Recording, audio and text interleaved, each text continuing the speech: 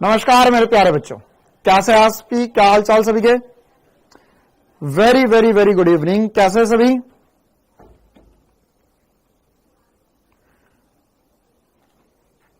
आयुष, गुलफान, अनुराग, मोहिनी, दिव्यांशी, साधना, रंजित, शिवम, सृष्टि, कैसे हैं सभी? क्या हाल चाल सभी के?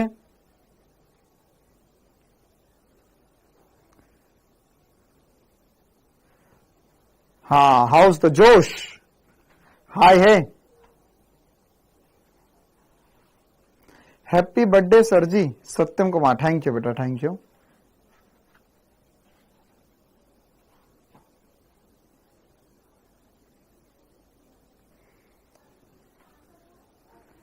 चलिए, तो हम करते हैं क्लास की शुरुआत। अरे नहीं भैया, मेरा बर्थडे नहीं है आज,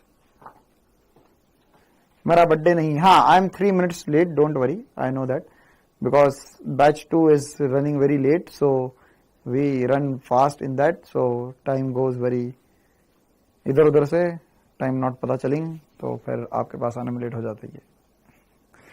हाँ, न्यू चैप्टर पढ़ना है हमें, लेकिन जैसे कि आपके बीच में काफी सारे बच्चे थे जो बोल रहे थे कि सर हमें होमवर्क के जो क्वेश्चंस थे उनमें काफी सारे डाउट्स है, तो आज की जो मैंने स्पेशल क्लास रखी है, ये स्पेशल क्लास जो है वो केवल और केवल और केवल क्वेश्चन डिस्कशन की क्लास है।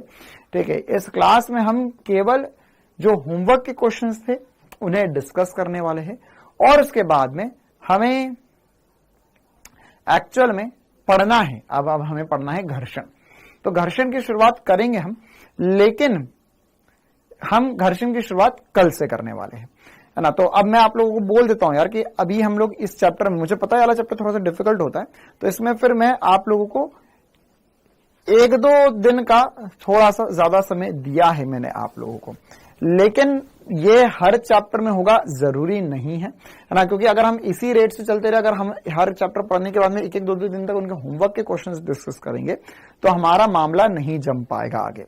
ठीक है, हमें आगे कोर्स कंप्लीट करने में दिक्कत चली जाएगी। ठीक है, तो इसके लिए जरूरी है कि हम ये बस आज आखिरी क्लास करेंगे, जितने क्वेश्चंस, मतलब चिंता ना करो, मैक्सिमम क्वेश्चंस डिस्कस करने की कोशिश कर ही लूंगा। ठीक है, फिर भी कुछ रह जाते तो हम उनको, आपके पास वीडियो सॉल्यूशन रहता है, उससे आप देख लीजिए।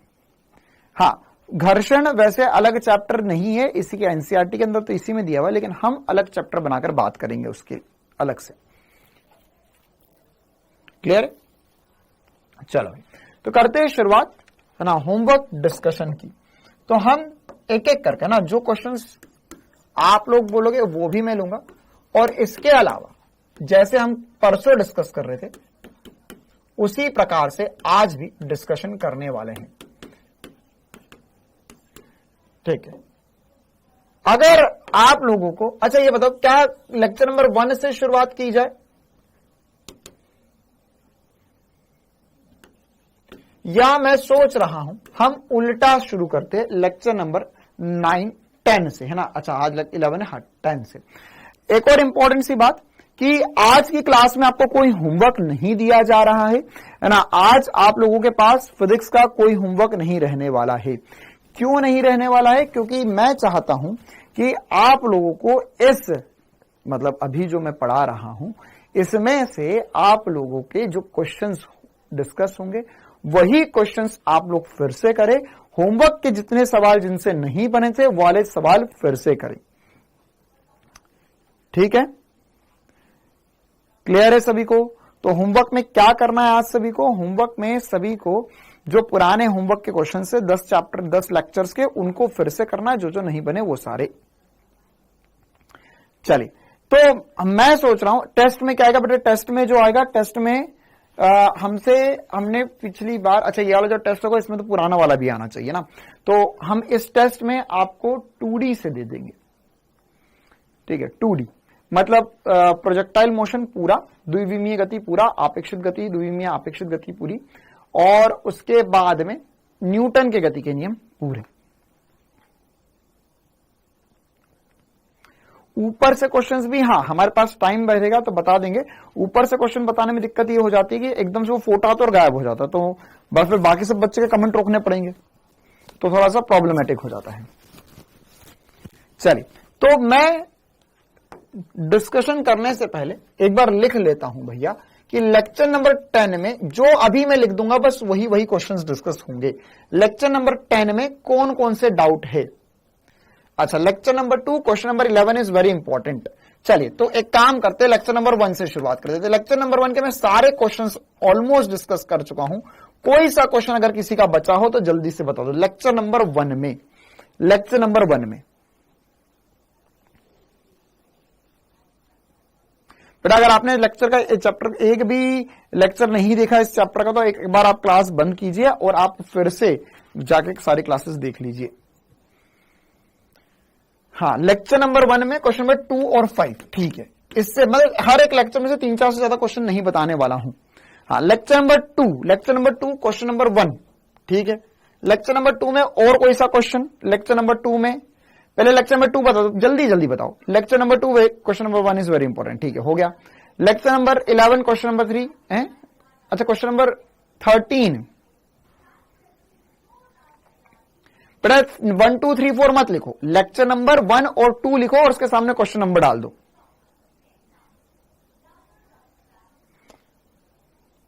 लेक्चर नंबर 2 क्वेश्चन नंबर 12, ठीक है।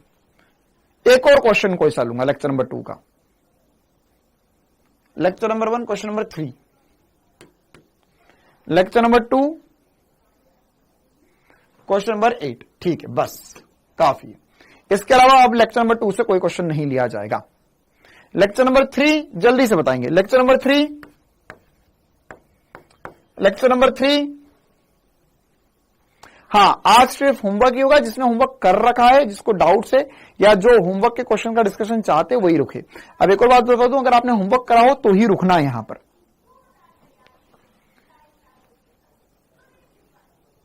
लेक्चर नंबर 1 क्वेश्चन नंबर 12 बिल्कुल समझ नहीं आ रहा, मुझे ऐसा क्यों लग रहा है ये मैंने करवा दिया। चलिए lecture number 3, lecture number 3 question number 7, और कोई सा। Lecture number 3 question number 4,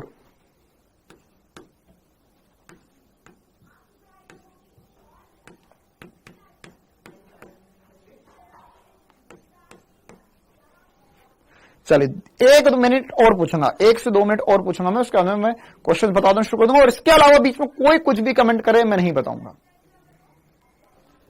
lecture number 3 question number 16,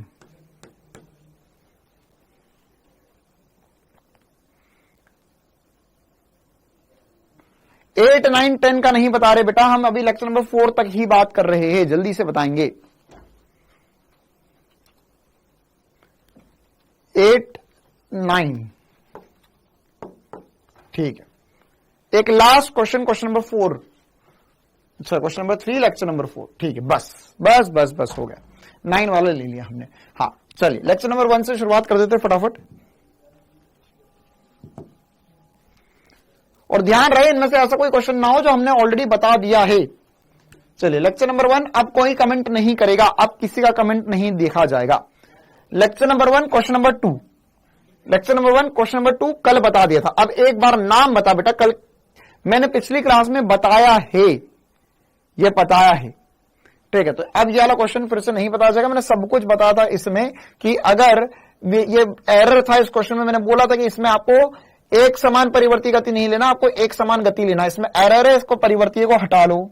चलिए lecture number 1 question number 3, question number 3 क्या था, बल का। ये बेटा ये सब कुछ बता चुका हूं, क्लासेस पूरी देखो, प्रथम नियम पे आधारित होता है, ये पिछली क्लास में मैंने बताया था। क्यों? क्योंकि बल को परिभाषित किसने किया था, प्रथम नियम ने करा था, प्रथम नियम ने करा था, ठीक है। हाँ दिव्या बेटा मुझे अच्छे से याद है, आपने वाली चीजें पूछी है। चलो क्वेश्चन नंबर 5, क्वेश्चन नंबर 5, निम्न में से कौन सा कथन असत्य है। क्या बोल रहा है यहां पर कि समान समय के लिए समान बल भिन्न पिंडों के लिए आघूर्ण में। अच्छा ठीक है। आघूर्ण क्या होता है ना, भिन्न पिंडों के लिए आघूर्ण में समान परिवर्तन को उत्पन्न करते हैं। तो यहां पर क्या होता है, ये क्या कहना चाहता है, ये क्वेश्चन में आघूर्ण शब्द आपको हो सकता है समझ में ना आया हो। तो निम्न में से कौन सा कथन सत्य नहीं है, गलत बताना है आपको। समान समय के लिए समान बल, अच्छा अगर मतलब समान समय तक समान बल लगते रहे किसी भी भिन्न पिंडों के लिए आघूर्ण में समान परिवर्तन को उत्पन्न करते हैं। किसी पिंड के आघूर्ण में परिवर्तन की दर आरोपित बल के समान उपाती है तथा उस दिशा में होती है जिसमें बल कार्य करता है। समान समय के लिए किसी हल्के पिंड की तुलना में किसी भारी पिंड को रोकने के लिए अधिक विरोधी बल की आवश्यकता होती है यदि वे समान चाल से गतिमान हो। दिए गए समय में आघूर्ण में परिवर्तन जितना अधिक होता है आरोपित किए जाने बल की आवश्यकता उतनी कम होती है ना। देखो अब आप यहाँ पे आघूर्ण जो बार बार बोल रहा है इसको, है ना, हाँ बेटा ये वाला क्वेश्चन जो है मैं एक बार बता दूंगा, समझ गया, वो प्लेट वाला क्वेश्चन। तो यहाँ जहां पे ये बार बार आघूर्ण आघूर्ण आघूर्ण आघूर्ण चिल्ला रहा है, इसको आप एक तरीके से बलाघूर्ण समझिए और एक तरीके से ये आप इसे ऐसा समझ सकते हो कि द्रव्यमान की बातें करना चाह रहा है ये आपसे, ठीक है। अब यहाँ पे हम एक्चुअल में बलागुण नहीं समझेंगे हम, क्योंकि यह रोटेशनल वाला तो टॉपिक नहीं होगा, है ना। इसमें हम आगुण मतलब कि आप इनर्शिया वाली बातें सोच सकते हो। इसमें आप द्रव्यमान वाली बातें सोचोगे। तो समान समय के लिए समान बल भिन्न पिंडों के लिए आगुण में समान परिवर्तन उत्पन्न करते हैं, है ना। यहां पर ये वाला स्टेटमेंट क्या कहना चाह रहा है, ये कहना चाह रहा है कि अगर हमारे पास समान बल है और वहां वे समान समय के लिए विभिन्न पिंडों पर लगते हैं, तो यहां पर यह समान आघूर्ण उत्पन्न करते हैं। तो आघूर्ण जो होगा वह द्रव्यमान और वेग के गुणनफल के योग्य होगा, है ना। यहां पे जो आघूर्ण कह रहा है बार बार, इसका मतलब हो गया द्रव्यमान के समानुपाती और वेग पर निर्भरता, या आप इसको शॉर्ट में संवेग समझ सकते हो। क्या समझ सकते हो? संवेग। तो अगर आप यहां पर जहां पर आघूर्ण है उसको संवेग से बदल दो तो आप इस सवाल को आसानी से सोच पाओगे। समान समय के लिए समान बल, अच्छा तो आघूर्ण या संवेग में समान परिवर्तन करेंगे, बिल्कुल सही बात, संवेग में समान परिवर्तन करेंगे।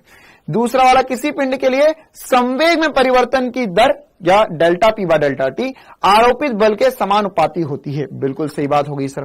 तीसरा वाला, समान समय में किसी हल्के पिंड, ये तो सही ही बात है ना। और चौथा वाला, दिए गए समय में आघूर्ण में, ये तीसरा तो सबको सही लगता है, समान समय में किसी हल्के पिंड की तुलना में किसी भारी पिंड को रोकने के लिए, है ना। अगर हमें पता है सर भारी पिंड को रोकने के लिए ज्यादा बल लगेगा क्योंकि उसका संवेग ज्यादा होगा।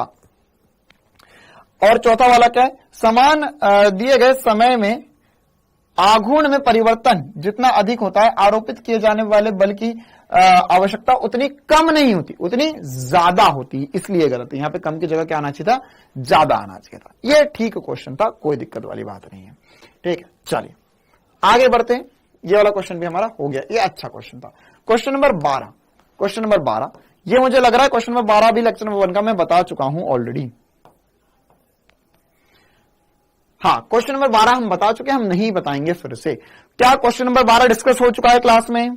क्या क्वेश्चन नंबर 12 डिस्कस हो चुका है क्लास में? यहां पर हमने पूरा डिस्कस किया था 100 मीटर पर सेकंड के वेग से लकड़ी की गुठली में 6 सेंटीमीटर धंस जाता तो आरोपित औसत बल क्या होगा, मैंने बताया था इसमें कि यह मंदन हो रहा है 6 सेंटीमीटर में जाकर रुक जाता तो इसमें पहले आप मंदन ए कितना होगा वो निकालोगे, और मंदन निकालने के बाद में आप बल निकाल सकते हो, है ना। तो अब यहां पर सजा मिलेगी जिसने ये क्वेश्चन नंबर 12 किया था, पूछा था। लेक्चर नंबर 2 क्वेश्चन नंबर 1,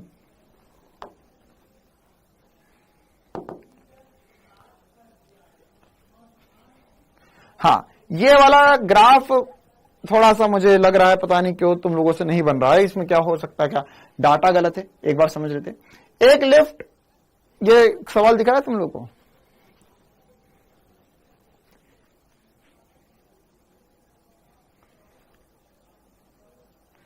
एक लिफ्ट पूर की ओर, मतलब ये पूर गलत लिखा ना, ऊपर की ओर जा रही है।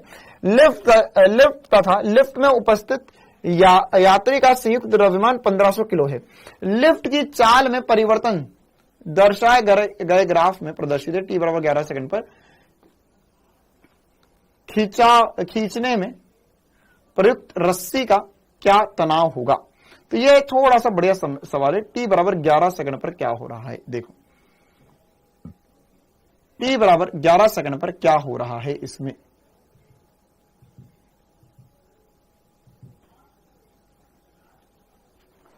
एक सेकंड,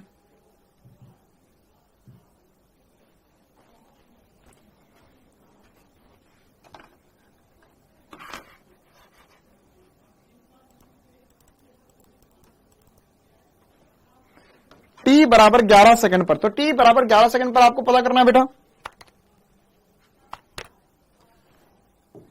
तो t बराबर 11 सेकंड पर क्या होगा, तो यहां पर ये जो ग्राफ है,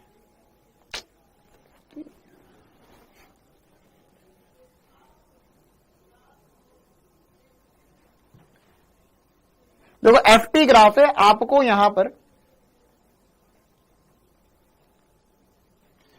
पर आपको तनाव निकालना है। तो तनाव कैसे निकल सकता है, यहां पर आपको दिया हुआ है चाल और समय के मध्य ग्राफ। तो बेटा आप यहां से इसका ढाल निकाल लो, आप इसका ढाल निकाल लो, है ना। वहां पे ग्राफ छोटा नहीं हो पा रहा है, ठीक है, वो फोटो गायब हो जा रहा है छोटा करने पे। तो एक बार मैं ऐसे ही बता देता हूं आपको, यहां पर ये चाल दी हुई है, यहां पर समय दिया हुआ है, तो यहां पर आप इसका ढाल निकाल लो। आप देखो ये क्या कहना चाह रहा है, ये कहना चाह रहा है पहले चाल बड़ी बड़ी बड़ी बड़ी, फिर नियत हुई, फिर कम होगी। क्योंकि एक्चुअल में होगा क्या, लिफ्ट कैसे गति करती है, लिफ्ट को अगर ऊपर जाना है तो ऊपर जाना, तो पहले लिफ्ट की स्पीड बढ़ेगी, फिर नियत वेग से ऊपर जाएगी, फिर उसके अंदर जहां पर पहुंचने वाली होगी तो वहां पर जाने से पहले रुकेगी, मतलब मान करो 5वीं मंजिल आ गई तो रुकेगी मतलब ब्रेक लगेंगे उसमें, मतलब मंदन होगा। तो यहां पर क्वेश्चन नंबर 1 लेक्चर नंबर 2 का जो क्वेश्चन नंबर 1 है उसमें क्या बोला गया है, उसमें आपको यहां पर ये लिफ्ट जो है इसमें मंदन सा हो रहा है एक तरीके से। अच्छा, लिफ्ट जा कहां रही है सर, लिफ्ट जा रही है ऊपर, अब मंदन हो रहा है, तो इसमें त्वरण कहां होगा, ऊपर या नीचे की तरफ। इसमें mg तो नीचे लग रहा है, अब इसमें त्वरण कहां होगा, ऊपर की तरफ या नीचे की तरफ, कोई बताएगा, जल्दी से बताओ भाई। कि यहां पर बन गया था ये, वेरी गुड, है ना। यहां पर त्वरण कहां होगा, ऊपर की तरफ या नीचे की तरफ होगा, त्वरण कहां होगा सर, इसमें त्वरण जो होगा सर, ऊपर जाती हुई लिफ्ट रुक रही है, मतलब नीचे की तरफ त्वरण होगा। तो यहां पर ये रस्सी है, तो यहां पर हम तनाव का मान क्या लिख सकते हैं सर, यहां पर लिखेंगे t minus M G, sorry mg minus T, mg बड़ा होगा t से, तभी तो रुक रही है जाके ये, या नीचे की तरफ त्वरण हो रहा है, या t की वैल्यू जो है वो हमें निकालनी है, तो हो जाएगा mg माइनस एम या mg माइनस ए। बस अब यहां से कहानी खत्म हो चुकी है। आपके पास m दिया हुआ है, g दिया हुआ है, आपको त्वरण निकालना। त्वरण कैसे निकलेगा, इसकी ढाल से निकल जाएगा। 3.6 से 0 हुई है 2 सेकंड में, तो 10 से 12 सेकंड के बीच में ढाल नियत है। तो यहां पर मंदन क्या हो जाएगा सर, मंदन जो हो जाएगा यहाँ पर t हो जाएगा, m कॉमन आ गया है, g माइनस ए क्या है मंदन, वेग में परिवर्तन। तो होगा कितना होगा, एक बार भले से अगर चाहो तो निकालो, 36/2 होगा, या 3.6/2 हो जाएगा, ठीक है। तो ये हो जाएगा ए का मान जो आएगा इसमें वो 3.6, मंदन है, नीचे की तरफ नेगेटिव है, नेगेटिव दिशा में 3.6/2 हो जाएगा, या ये हो जाएगा 1.8 मीटर पर सेकंड स्क्वायर। अब यहाँ पे फिर से नेगेटिव लगाने की जरूरत नहीं है, क्योंकि आपने ऑलरेडी यहाँ पे नेगेटिव लगा दिया है।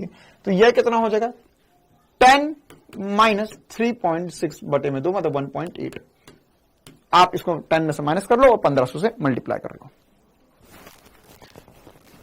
बेटा कौन बड़ा है ये सोचना, कौन बड़ा है, राज बोल रहा है सर, ये तो राज की बात है कि कौन कभी mg माइनस टी हो जाता है, कभी t माइनस mg हो जाता है। हम ऐसा थोड़ा ना करते, कोई तरह से धोखा थोड़ा ना कर रही है दुनिया। क्या हो रहा है, नीचे की तरफ ऊपर जाती हुई लिफ्ट को रुकना है, मतलब बल कहां लग रहा है, पीछे की तरफ। अगर मान के चलो तुम आगे जा रहे हो, तुमको आगे चलते हुए रुकना है, तो तुम पे बल कहां लगेगा, पीछे की तरफ। तो पीछे की तरफ बल लग रहा है, मतलब mg का मान बड़ा होना चाहिए तनाव से, तभी तो रुक रहा है। तो mg माइनस टी बराबर होगा ma के। ये अब तो हमने आभासी बल भी पढ़ लिया है, आभासी बल भी पढ़ लिया। आभासी कैसे निकलेगा सर, यहां पे अंदर बैठे हुए चीटे को क्या लगेगा कि ये लिफ्ट तो है वो नीचे की तरफ जाती भी रुक रही है, मतलब इसे ऊपर की तरफ एक ma का अनुभव होगा। तो ये बोलेगा चीटा की t प्लस ma बराबर होना चाहिए mg के, या t बराबर होगा mg माइनस ma के। कहीं से भी सोच सकते हो, दोनों से एक ही बात है। चलिए क्वेश्चन नंबर 1, क्वेश्चन नंबर 6 और 8।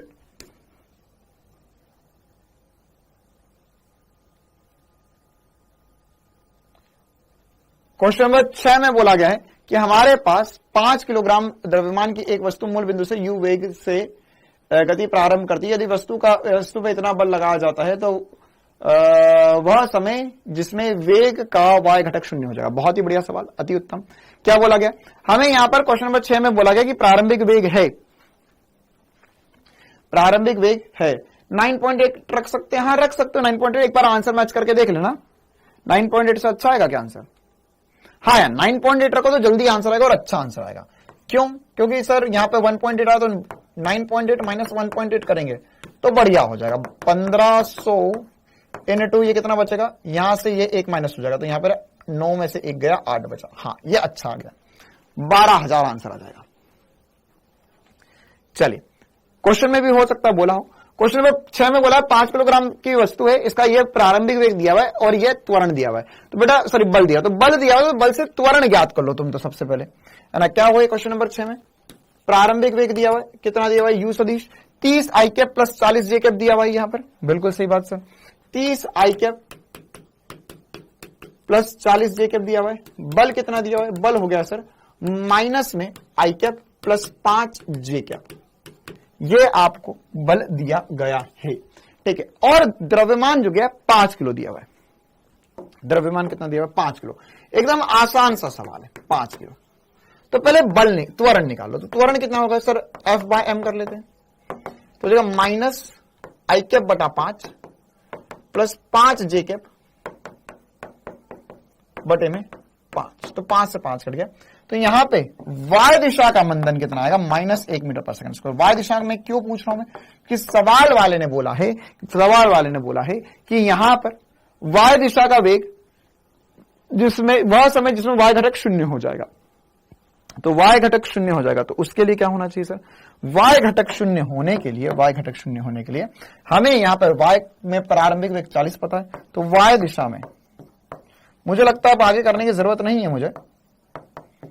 v बराबर u प्लस 80 लगा लो, अंतिम वेग शून्य हो गया, 40 प्लस -1 इंटू टी, तो टी की वैल्यू होगी 40 सेकंड।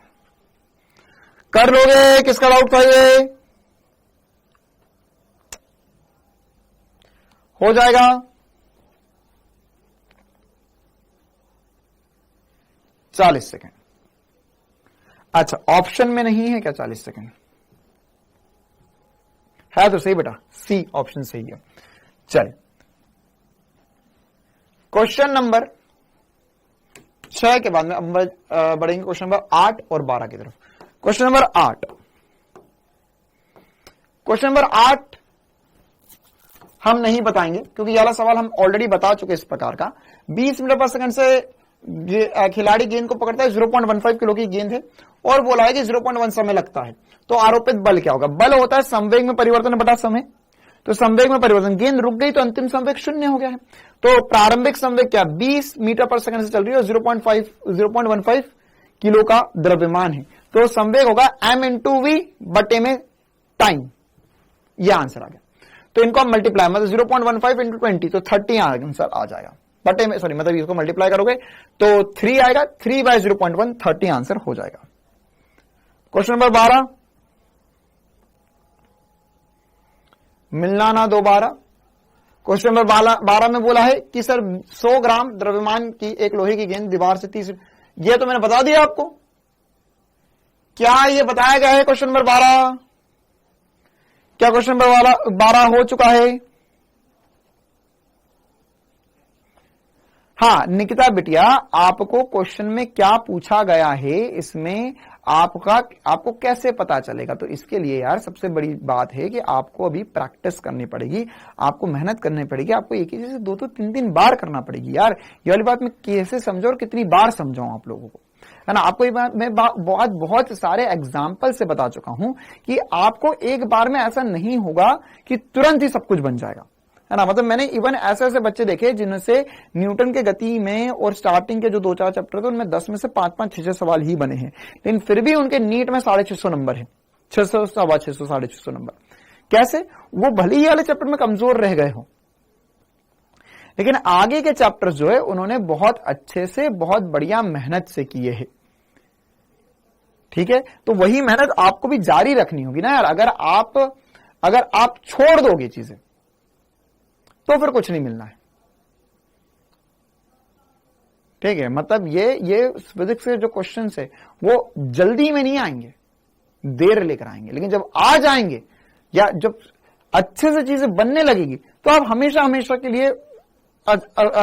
के लिए उसमें मामला सेट कर जाओगे, या फिर ज्यादा मजदूरी नहीं लगेगी, है ना। एक अभी सेमिनार वगैरह था आज मेरा 1-2 बजे, तो उसमें एक बच्चा आया था, क्लास 11th का बच्चा था, बड़ा प्यारा बच्चा था। वो बोलता कि सर, मतलब उसने एक बहुत बढ़िया बात बोली, है ना, तो उससे मुझे भी लगा कि हाँ यार ये बोल सही रहा, मतलब उसमें खुद इतना मोटिवेटेड था चीजों को लेकर। तो मैंने बोला क्या समस्या है बताओ भाई, क्योंकि ज्यादातर लोग अपना दुखड़ा गाने आते कि सर मैं तो दुखी हो गया, ये हो गया, वो हो गया, तो तुम्हें क्या समस्या? तो सर कोई दिक्कत नहीं है। तो मतलब फिर तुम्हें क्या बात करनी? तो बोलते सर बस ऐसे आपसे बात करने का मन था। बोलता सर मेरे को बहुत मजा आता फिजिक्स पढ़कर। तो बोलता, और इवन उनको तो रिकॉर्डेड क्लासेस मिल रही है 11वीं वालों को। तो बोलता कि सर आपकी क्लासेस रहती है, रिकॉर्डेड रहती है, बहुत अच्छा लगता है, बहुत अच्छे समझ में आता है सब कुछ। तो मतलब बायोलॉजी में मजा नहीं था। फिर मैंने सोचा मैं भी थोड़ा मजा ले लूं इसके, तो मतलब बायोलॉजी में मजा नहीं आता। तो बोलते हैं सर बायोलॉजी में मजा आता है, लेकिन बायोलॉजी में है ना फील नहीं आता ज्यादा। क्यों? तो बोलते सर फिजिक्स के सवाल जब बनते हैं ना तब एकदम आनंद आ जाता है जीवन में। भले ही नहीं बनेंगे, लेकिन 2-4 बार कोशिश करता हूं, या थोड़ा सा कहीं से वीडियो हिंट पता चलती थी वीडियो सॉल्यूशन में, फिर मैं फिर से बनाता हूं, तो मजा आता है जिंदगी में।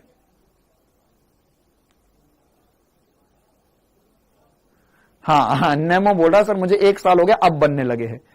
तो वो बच्चा बोलता है कि सर बायोलॉजी में क्या होता है कि बायो में क्वेश्चन आया, या केमिस्ट्री में ऑर्गेनिक और इनऑर्गेनिक शायद उनका कुछ चल रहा होगा, तो बोलता है कि सर उसमें क्वेश्चन आता है, मैं देखता हूं, मेरे से थोड़ा सा नहीं बनता, मैं लाइन पढ़ लेता हूं एनसीईआरटी में, वो आंसर मिल जाता है, मेरे को मजा ही नहीं आता, ये आंसर आ गया, ऐसा काय का आंसर है। तो फिजिक्स में बहुत मजा आता है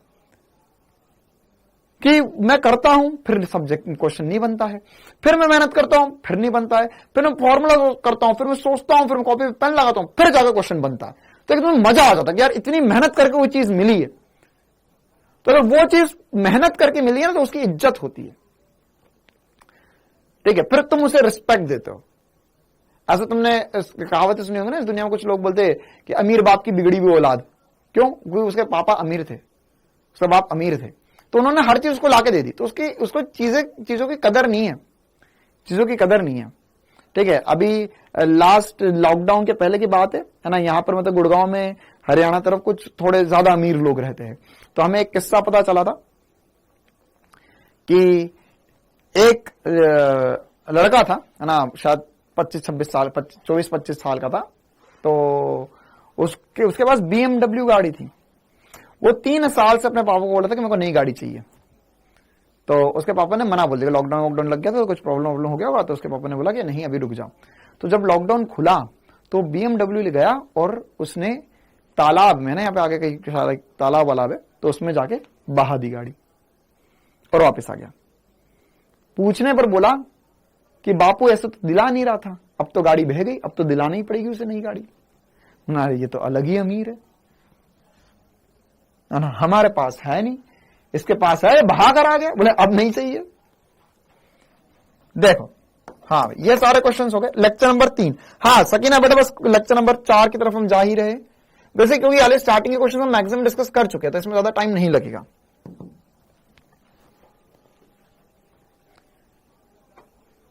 देखो, हाँ lecture number 3 question number 4, question number 7।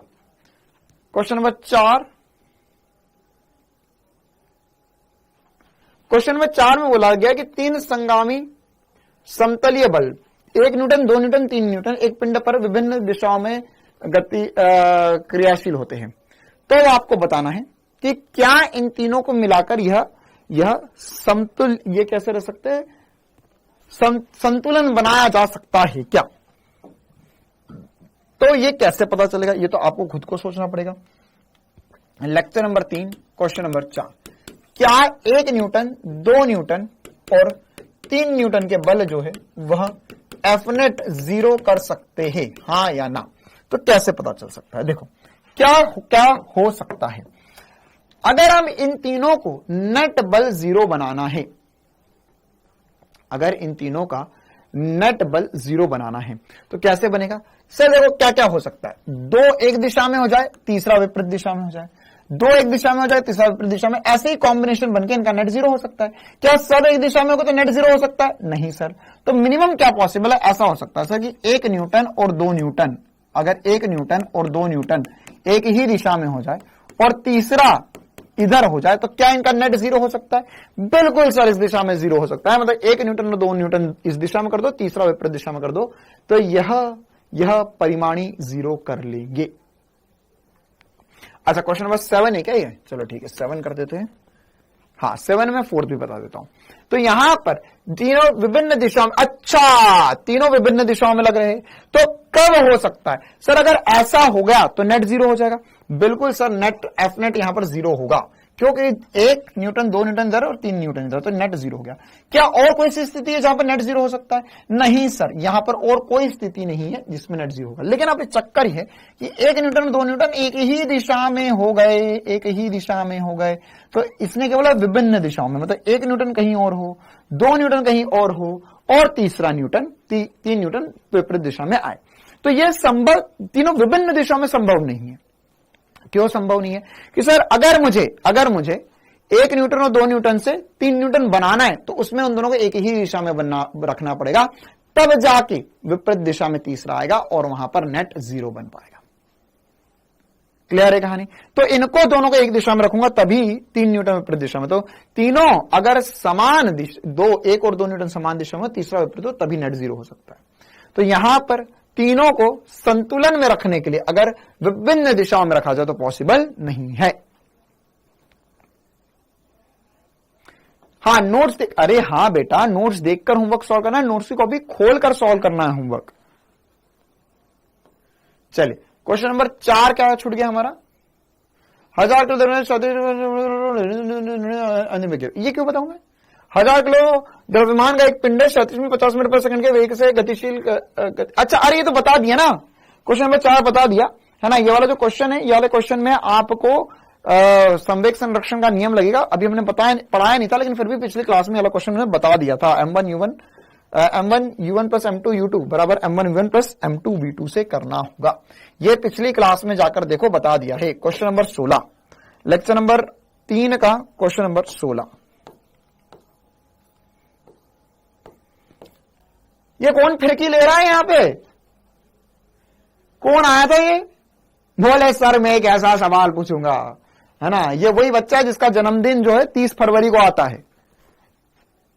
Lecture number 3 में 12 सवाल ये पूछ रहा है मुझसे, क्वेश्चन नंबर 16।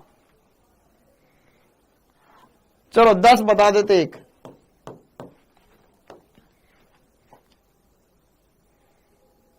निम्न में से कौन सा समूह साम्यावस्था में है, मतलब तीनों का नेट 0 हो जाए। तो देखो कब 0 हो सकता है, कब 0 हो सकता है, कैसे पता चलेगा यहां पर? कैसे पता चलेगा यहां पर कि सर 2 का योग अगर तीसरे से, है ना। देखो कब तीनों साम्यावस्था में हो सकते हैं, जब यदि 2 का योग जो है वो तीसरे से छोटा आए, तभी तीनों साम्यावस्था में बन सकते हैं या बराबर आ जाए। अगर मान के चल 3 बल है, इन तीनों का रिजल्टेंट 0 होना चाहिए। मतलब क्या हो जाए कि सर 1 न्यूटन और 2 न्यूटन मिलकर 3 न्यूटन बना रहे थे, 3 न्यूटन विपरीत दिशा में, तो ये नेट 0 बना दिया। लेकिन यहां पर देखो, जैसे 3 न्यूटन और 4 न्यूटन है, एग्जाम्पल समझते, 3 न्यूटन और 4 न्यूटन, 3 न्यूटन और 4 न्यूटन का ऐड करके कितना आएगा सर? सर ये दोनों छोटे बलों का जोड़कर कितना आएगा सर? ये जोड़कर यहां पर 7 न्यूटन आ जाएगा।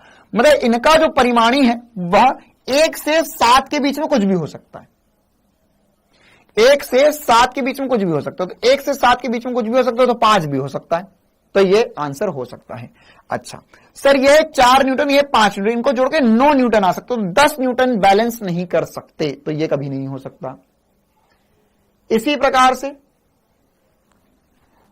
40 न्यूटन और 30 न्यूटन जोड़कर 70 बन सकते, 80 कभी नहीं बन सकता सर, तो ये भी नहीं हो सकता। 1 और 3 मिलके 4 बना सकते, तो 5 को बैलेंस नहीं कर सकते, मतलब ए सही होना चाहिए। चलिए, नहीं, लेक्चर नंबर 3 में अब और कोई सवाल नहीं बताया जाएगा। क्वेश्चन नंबर 9 तो बिल्कुल नहीं बताया जाएगा। ये जो मूलभूत गणित पढ़ाया था, या सॉरी मात्रा को मापन पढ़ा था, उसके लेक्चर नंबर 1 में ये बात बताई थी कि सबसे प्रबल बल कौन सा होता है, सबसे दुर्बल बल कौन सा होता है। चलिए, लेक्चर नंबर 4 क्वेश्चन नंबर 3 से करते हैं शुरुआत। लेक्चर नंबर 4 क्वेश्चन नंबर 3 से करते हैं शुरुआत।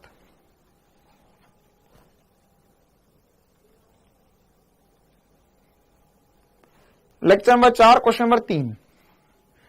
1000 किलो द्रव्यमान का एक सैनिक वाहन 10 मीटर प्रति वेग से गति चले और इस पर इंजन द्वारा आगे की दिशा में 1000 न्यूटन का बल एवं घर्षण के कारण 500 का अवमंदक बल कार्य रहता है। 10 सेकंड पश्चात इसका वेग क्या? अच्छा, किसी को ऐसा तो नहीं लगा क्वेश्चन नंबर 3 जो है तो घर्षण का सवाल था, गलत डल गया?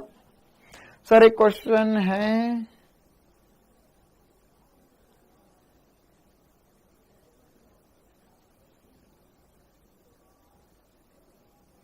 नहीं तो बेटा फिजिक्स का होमवर्क अगले दिन उठ के करो ना। देखो यार, अभी भी मेरे को ये समझ नहीं आ रहा है कि आप में से काफी सारे ऐसे बच्चे हैं जो 1.5-2 महीने पढ़ने के बाद में भी टाइम मैनेजमेंट को लेकर चिंतित है कि सर मेरा टाइम मैनेज नहीं हो पाता है, सर मैंने टाइम टेबल बनाए थे, है ना, या टाइम टेबल मेरा मैनेज नहीं हो पाता है, सर ये क्या चल रहा है जिंदगी में। तो बेटा ये सब आपको खुद से मैनेज करना होगा, आपको टाइम टेबल के चक्कर में नहीं पड़ना होगा, ठीक है। आपको ईमानदारी से जितना बताया जा रहा है, आप बस एक टारगेट सेट करके रखो कि यार मेरे को कल के दिन में इतना इतना करना है ना। अब बहुत बार ऐसा भी होगा, देखो क्या होता है, 5 उंगली एक समान नहीं होती, मतलब हर एक बच्चा बराबर नहीं है। हो सकता है कि कोई बच्चे एक दिन में 3 सब्जेक्ट रिवाइज भी कर लेते हैं, होमवर्क भी कर लेते हैं और पढ़ भी लेते हैं उन तीनों सब्जेक्ट को। लेकिन 90% बच्चे जो होते हैं वह क्या करते हैं, वो 2 ही सब्जेक्ट पढ़ पाते एक दिन में। ईमानदारी वाली बात बता रहा हूं, है ना, 90% बच्चा एक दिन में 2 ही सब्जेक्ट पढ़ पाता है। अब क्या होगा कि जैसे मैं तुम्हें अभी एग्जाम्पल से बताता हूं कि जैसे मान के चलो अभी हम फिजिक्स करते हैं, फिजिक्स में हमेशा एक हैवी टॉपिक चलता ही रहेगा, बहुत कम ऐसा समय आएगा फिजिक्स में लाइट टॉपिक चले। अब आता है बायोलॉजी और केमिस्ट्री, तो ये बैलेंस बनाने की चीजें होती है। जैसे आपने टाइम फिजिक्स को दिया, अब बायोलॉजी में बहुत बार क्या होगा कि लाइट टॉपिक चलता रहेगा जो तुम्हें या तो 90% आता होगा या वो तुम्हें एक बार में समझ में आ जाएगा। इसी प्रकार से केमिस्ट्री में भी अभी हैवी, अगर फिजिकल केमिस्ट्री चल रहा तो हैवी चल रहा होगा, इनऑर्गेनिक वगैरह चलेगा तो एकदम लाइट है, वो आप खुद से कर तुरंत पढ़कर समझ जाओगे और उसके बाद में तुम टाइम फिजिक्स में डाल दोगे वाला। आई बात समझ में? तो ऐसे टाइम मैनेजमेंट होता है। ऐसे थोड़ी ना होगा यार कि तूने सोचा मैं 2 घंटे फिजिक्स पढ़ूंगा, 2 घंटे केमिस्ट्री पढ़ूंगा, 2 घंटे बायो पढ़ूंगा। अब 2 घंटे फिजिक्स में तो कुछ नहीं हो रहा, 2 घंटे बायो में बहुत कुछ हो गया, अब समय बच गया तो मैंने सोचा इसी को पढ़ता रहूं, इसी को रिवाइज करता रहूं। तो ये सारी बातें आपको खुद से, है ना, ये बातें मैं आपको हर एक बच्चे को आकर नहीं समझा सकती कि यार तुम्हारी जिंदगी में क्या हो रहा है ना। ये आपको खुद से बातों का एहसास करना पड़ेगा, क्योंकि ये जो खुद से बात समझ सकता है वही तो आगे जंग जीत सकता है, वही तो टॉपर बन सकता है, वही तो नीट निकाल सकता है। ठीक है, मैं आपको गाइड कर सकता हूं, सब कुछ बता सकता हूं, लेकिन जिंदगी में, घर में, दिन में क्या कर रहे हो तुम, वो तो सबका अपना अपना होता है। उसमें कोई टाइम टेबल बना कर नहीं दे सकता, या उसमें कोई आपको आकर बिठाकर पढ़ा नहीं सकता। क्योंकि अगर किसी को मार कूट के पढ़ाने बिठा भी दिया जाए तो वो देखो कोई मजदूरी वाला काम तो है नहीं कि मैंने तुझे बोला, मैंने तुझे मारा, गेती पावड़ा दिला, नहीं तेरे को तो करना ही पड़ेगा, ले कर, है ना। तो अब वहां तो दिख रहा है तू पावड़ा नहीं चलाएगा, तू गिट्टी नहीं भरेगा तो फिर तेरे को पैसा नहीं मिलेगा, तो फिर तेरा कम काम क्या जा। लेकिन ये पढ़ाई में ये चीजें जो है ये कोई काम वाली चीजें तो ना, ये तो फील वाली बात है ना, जिसको हमको खुद को समझना चाहिए, खुद को पढ़ना होगा, खुद से करना होगा कि हाँ अब मैं पढ़ने बैठा हूं तो मैं खुद से पढ़ूंगा, इतना पढ़ूंगा मैं। ऐसा नहीं कि मैं सुबह 8 बजे सोकर उठूंगा, 6 बजे तक, 8 बजे तक ये 8 से 9 ये पढ़ूंगा, 10 से 11 होगा, 12 से 13 ये, 12 से 1 बजे तक ये करूंगा, फिर ये करूंगा, फिर ये करूंगा, फिर पता चला अगले दिन सुबह 9 बजे उठ के 9 बजे सो के उठ रहे, हमने सोचा था कि 8 बजे उठेंगे। तो ये सब नहीं करना है, ये सब नहीं करना है। आपका टाइम फिक्स होना चाहिए कि हाँ यार मेरे को ये वाली चीजें जो है, या मेरे को इतना कार्य करना है, ये मैं 4 घंटे 5 घंटे पढ़ूंगा तो उसमें इतना इतना कार्य करना है मेरे को, तब जाके एफिशिएंसी बढ़ेगी धीरे धीरे। आई बात समझ में? हाँ, अभी फिजिक्स इजी चल रहा है, देखो वही बोल रहा हूं ना बेटा। अब आपको लग रहा है अभी फिजिक्स इजी चल रहा है, केमिस्ट्री डिफिकल्ट चल रहा है। हो सकता है किसी को लग रहा हो कि केमिस्ट्री इजी चल रहा है, फिजिक्स डिफिकल्ट चल रहा है। तो हर एक बच्चे का अलग अलग है। फोन कितनी देर चलाना चाहिए? फोन 0 मिनट चलाना चाहिए। 6 घंटे क्लास देखने के बाद में आपका फोन बिल्कुल भी नहीं चलना चाहिए। मोबाइल में डाउटनेट के अलावा और कोई ऐप नहीं होना चाहिए, और कोई ऐप नहीं होना चाहिए। और खास तौर से मैं तुम्हें ईमानदारी वाली बात बता देता हूं, अगर तुम्हें नीट निकालनी है तो 30 सेकंड से छोटे वीडियो देखना छोड़ दो। समझ गए कौन से वीडियोस की बात कर रहा हूं मैं? जो शॉर्ट्स, जो रील 30 सेकंड से छोटी होती है उनको देखना छोड़ दे।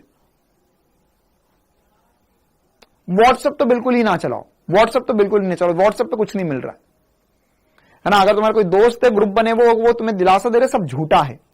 उससे कुछ नहीं मिलने वाला तुम्हें, ठीक है। क्योंकि वो जो 30 सेकंड का वीडियो होता है ना, वो 30 सेकंड का वीडियो, ये मैं तुम्हें बताता हूं, ये ना ये एक बिल्कुल सिंपल सा साइंस है। क्या कि अगर मान के चलो, है ना, ये मैंने बहुत बार आजमाया भी है, क्या कि अगर मान के चलो एक छोटा बच्चा है, उसके सामने तुम कोई सी भी चीज रखो कि ये ले, तो वो क्या करेगा, वो 2 मिनट तक लेगा और 2 या 20-30 सेकंड लेगा और फेंक देगा उसको। लेकिन अगर आप उसे ऐसा दो फिर खींच लो, 2 फिर खींच लो, फिर अरे नहीं मुझे तो चाहिए ही चाहिए ये, अरे नहीं मुझे तो चाहिए, फिर मजा आएगा कि अरे यार नहीं ये तो मेरे को लेना ही पड़ेगा, फिर उसके हाथ पांव पटकेगा, और जब उसे वो चीज मिल जाएगी तो उसे बहुत देर तक खेलता रहेगा। अब यही चीज वो 30 सेकंड का वीडियो तुम्हारा दिमाग के साथ करता है। क्या होता है कि तुम सोचते कुछ मिलेगा मुझे इसमें, फिर तुम स्क्रॉल करते जाते हो 30 सेकंड, तुम्हें कुछ नहीं मिलता है। फिर तुम्हें 15 मिनट बाद लगता है कि यार मुझे तो कुछ नहीं मिला, फिर तुम स्क्रॉल करते, फिर एकदम से कुछ, आहा ये तो बढ़िया चीज थी 30 सेकंड में, फिर तुम्हें वो एक छोटी सी चीज 30 सेकंड में मिली, तुम्हें फिर और चाहिए वैसा। और वो जो टेलीग्राम है और वो जो यूट्यूब की एल्गोरिदम है ना, वो तुम्हारे दिमाग से इतनी ज्यादा तेज है, इतनी ज्यादा तेज। अभी तुम्हें पता है ना, थोड़े टाइम पहले फेसबुक और गूगल पे कुछ सुपर कंप्यूटर्स को बंद करना पड़ गए थे। क्यों? क्योंकि उनके अंदर जो प्रोग्रामिंग, आपस में प्रोग्रामिंग कर रहे थे, वो इतनी तेज प्रोग्रामिंग कर रहे थे कि अगर वो चलते रहते तो शायद पूरा इंटरनेट उनके कब्जे में आ जाता। जैसे मूवीज वगैरह में दिखाते ना, वैसा तो उनको शट डाउन कर दिया, बोले भैया इसको रोको, है ना, क्योंकि वो आपस में एक दूसरे से बात करने लग गए थे, है ना। तेको क्या पता, वो सीख रहे थे, कंप्यूटर एक दूसरे से सीख रहे थे। तो वो एल्गोरिदम जो है ना, वो क्या करता है, वो 30 सेकंड का एक वीडियो देखता है, फिर 30 सेकंड का जो वीडियो है उसमें हर एक वीडियो के अंदर कुछ हैशटैग रहते हैं। फिर वो देखेगा कि तुमने इस हैशटैग वाला वीडियो, तुम जितना तेज सोचोगे इतनी देर में वो देख के बता देगा तुम्हें कि तुमने इस हैशटैग वाले वीडियो को तुमने 4 सेकंड से ज्यादा देखा, इसको 5 सेकंड तक देखा, इसको तुम 10 सेकंड तक देखा, इसको तुम 20 सेकंड तक देखते हो। 30 सेकंड का वीडियो तुमने 20 सेकंड देख दिया, इसको यही पसंद है, ला भैया ला, ये दिखा, ये दिखा, ये दिखा, ये दिखा, ये दिखा, वो दिखाते रहेगा, देखते रहे तुम। उसे पता है कि अगर तुमने एक वीडियो जो 30 सेकंड का था वो तुमने 20 सेकंड देख लिया, मतलब तेरे को ये पसंद है चीज, यही चाहिए तुझे, और वो दिखाएगा बस। देखो भाई, लेक्चर नंबर 4 क्वेश्चन नंबर 3 हो चुका है। अच्छा ये कर रहे थे क्या? हाँ ये तो हो जाएगा ना यार। यहां पर आपको द्रव्यमान दिया हुआ है, वेग दिया हुआ है, अब दिशा। अच्छा अब यहां पर क्या 1000 न्यूटन का आगे लग रहा है, 500 न्यूटन का बल पीछे लग रहा है, तो नेट बल हो गया 500 न्यूटन का आगे की तरफ। बस कहानी खत्म। 500 न्यूटन का बल है, द्रव्यमान है 1000 किलो, तो त्वरण आ जाएगा। त्वरण से अब आप क्या ज्ञात कर सकते, 10 सेकंड इसका पश्चात, तो सॉरी 10 सेकंड पश्चात इसका वेग, तो त्वरण आ गया 0.5 इंटू 10 मीटर पर सेकंड। प्रारंभिक था 10 इंटू 0.5 इंटू 10 कर दो, 0.5 इंटू 10 कर दो, तो 5 और 10 15 सेकंड, 15 मीटर पर सेकंड आंसर आ जाएगा। हाँ भाई, लेक्चर नंबर 4 का क्वेश्चन नंबर 3 15 मीटर पर सेकंड आंसर आएगा। कॉपी पे कर, मतलब बोर्ड पे करके बताना है या आगे बढ़ जाए हम। क्वेश्चन नंबर 12 एक बच्चा बोल रहा है, आखिरी क्वेश्चन लेते। क्वेश्चन नंबर 8 और क्वेश्चन नंबर 9, लेक्चर नंबर 4 का क्वेश्चन नंबर 8 और क्वेश्चन नंबर 9, 8 और 9। 8 में दिया हुआ है, अच्छा समान रूप से ये तो बता दिया, क्वेश्चन नंबर 8 मैंने क्लास में बता दिया, पिछली क्लास जाकर देखिए। क्वेश्चन नंबर 9, 20 ग्राम द्रव्यमान की एक गोली 250 मीटर पर सेकंड की चाल से लकड़ी में का विराम अवस्था में लाने के लिए आवश्यक बल। ये भी एग्जैक्ट वैसा का वैसा क्वेश्चन है जैसा भी हमने थोड़ी देर पहले करा था, एग्जैक्ट वैसा का वैसा क्वेश्चन जो लेक्चर नंबर 3 का था। लेक्चर नंबर 4 क्वेश्चन नंबर 11 और क्वेश्चन नंबर 12।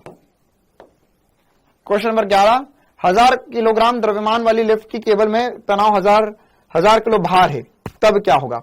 तो सर यहां पर बोला गया 1000 किलो द्रव्यमान लिफ्ट, नीचे mg इंटू 1000 मतलब कि 1000 जी लग रहा है, ऊपर की तरफ भी 1000 जी भार, किलो भार, ये क्या लिखा है 1000 किलो भार। 1000 किलो भार मैंने तुम्हें बताया था न्यूटन में कन्वर्ट करने के लिए जी से मल्टीप्लाई करना पड़ेगा, तो 1000 जी ऊपर 1000 जी नीचे, ये भी पिछली क्लास में बताया था। नेट बल 0 हो जाएगा, नियत वेग से चलेगी। चलिए क्वेश्चन नंबर 12, एक लिफ्ट का वजन 3000 किलो है, अच्छा, केबल 5 मीटर पर सेकंड स्क्वायर के त्वरण से ऊपर खींची जाती है तो केबल में तनाव क्या होगा? तो ये क्या होगा, इसमें क्या दिक्कत है? T बराबर होगा mg प्लस ए, तो mg प्लस ए 15 इंटू 3000 45,000 आंसर आ गया। डी आंसर सही है। T बराबर mg प्लस ए होगा। क्यों होगा? क्योंकि ऊपर की तरफ लिफ्ट जा रही है तो तनाव T बराबर mg प्लस ए होता है। चलिए लेक्चर नंबर 5 की तरफ आते हैं। अच्छा 18 नंबर का क्वेश्चन, 1 किलो द्रव्यमान का एक पत्थर एक ट्रेन जो 1 मीटर पर सेकंड की तो चल रही है फर्श पर गिरा तो पत्थर का, हाँ ये तो मैंने बता दिया ना बेटा, क्वेश्चन छोड़ दो है ना, वाला क्वेश्चन कुछ ना कुछ मिस्टेक है, ये मामला गड़बड़ है, वाला क्वेश्चन छोड़ सकते हो।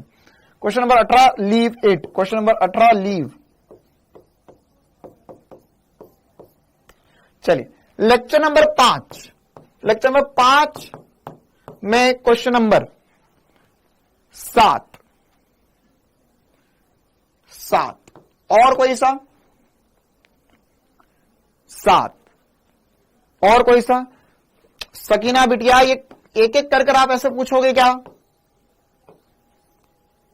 10 ग्राम, ये लेक्चर नंबर 6 का, लेक्चर नंबर 4 का क्वेश्चन नंबर 16, 10 ग्राम द्रव्यमान का एक कॉर्क पानी पर तैर रहा है, नेट बल क्या होगा? नेट बल 0 होगा, तैर रहा है। तुम तो बेटा पिछले साल तुमने सब कुछ पढ़ा हुआ भी है, कोई सी चीज तैर रही तो नेट बल क्या होता है? 0 होता है। नीचे mg और ऊपर की तरफ उत्प्लावक बल लग रहा है। चलिए लेक्चर नंबर 5 का question number 7, question number 9, question number 12, बस 3 ही क्वेश्चन बताएंगे।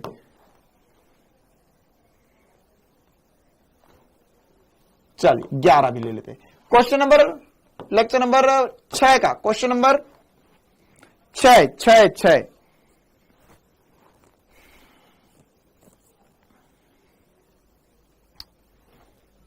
विवेक बेटा ये तू पिछली क्लासेस देखना यार ध्यान से, सारी चीजें बताई भी है। एक व्यक्ति, लेक्चर नंबर 4 का क्वेश्चन नंबर 4, एक व्यक्ति लिफ्ट के अंदर बाहर मशीन पर खड़ा होकर भार का मापता है। जब लिफ्ट विराम में रहती है, मशीन 55 किलो भार देती है, लिफ्ट 10 किलोमीटर प्रति घंटे की चाल से, बेटा लिफ्ट कितनी भी चाल से ऊपर जाए, नियत चाल से ऊपर नीचे जाएगी तो कोई परिवर्तन नहीं आता, त्वरण होगा तब जाके भार में परिवर्तन होगा। मुस्कान बिटिया अगर आपकी आंखों में आई फ्लू हो चुका है तो आंखों में दवाई डाले और स्क्रीन को कम देखे ना, आप बार बार एक ही कमेंट कर रहे हो, स्क्रीन को ज्यादा देख रहे हो तो आई फ्लू मतलब आज पेन होगी। हाँ लेक्चर नंबर 6 क्वेश्चन नंबर 6 और कुछ 8 और 9 और कुछ, लेक्चर नंबर 5 क्वेश्चन नंबर 1, हाँ बस खत्म। लेक्चर नंबर 6 11 और 12, चलिए खत्म मामला। लेक्चर नंबर 7, लेक्चर नंबर 7 जल्दी बताएंगे, लेक्चर नंबर 7 जल्दी बताएंगे, lecture number 7 question number 6, question number 14,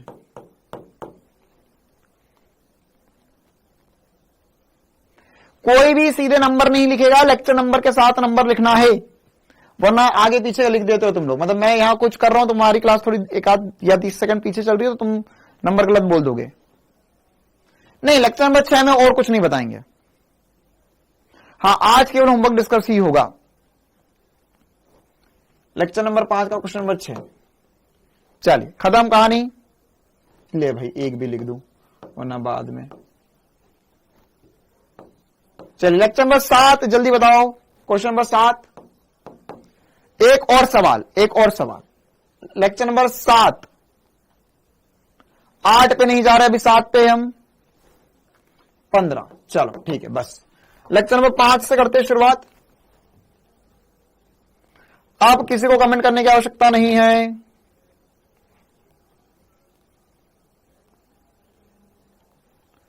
lecture number 5 question number 1 और 6, एक गोली किसी लक्ष्य पर चलाई जाती है तो लक्ष्य,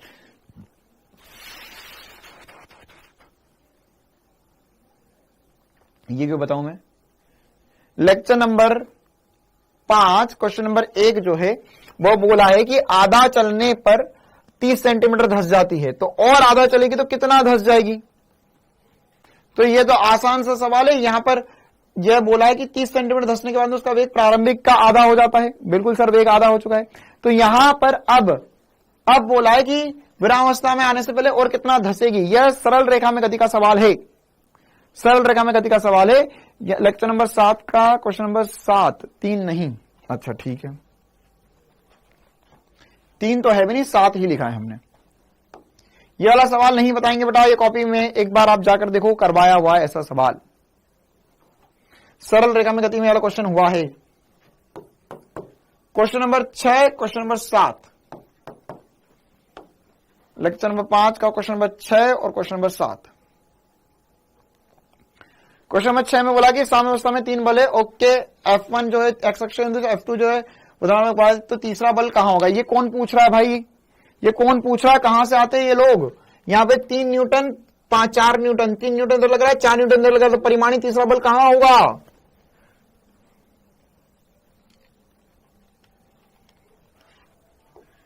लेक्चर नंबर ये जीसी का डिस्कस कर रहा हूं अभी मैं, लेक्चर नंबर 5 में ही हूं अभी मैं। लेक्चर नंबर 5 क्वेश्चन नंबर 6, तो यहां पर हमें 2 बल बोले गए, F1 है 3 न्यूटन का और F2 है 4 न्यूटन का। F1 है 3 न्यूटन का इधर और F2 है 4 न्यूटन का इधर। अब परिमाणी कहां आना चाहिए, तो इन दोनों का परिमाणी कहां आएगा सर, इन दोनों का परिमाणी जो होगा वह यहां कहीं बीच में आएगा, तो इन तीनों का नेट 0 होना चाहिए, तो इसके ही विपरीत दिशा में एक बल लगा दो।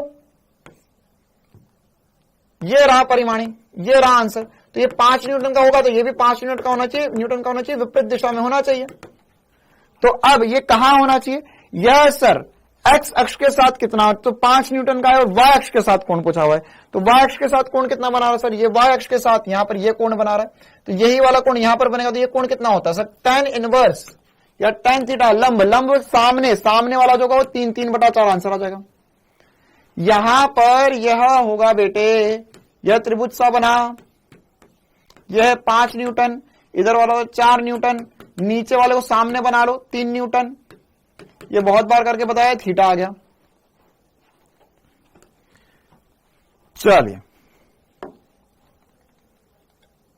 लेक्चर नंबर 5 में क्वेश्चन नंबर 6, 7 वही बताना था।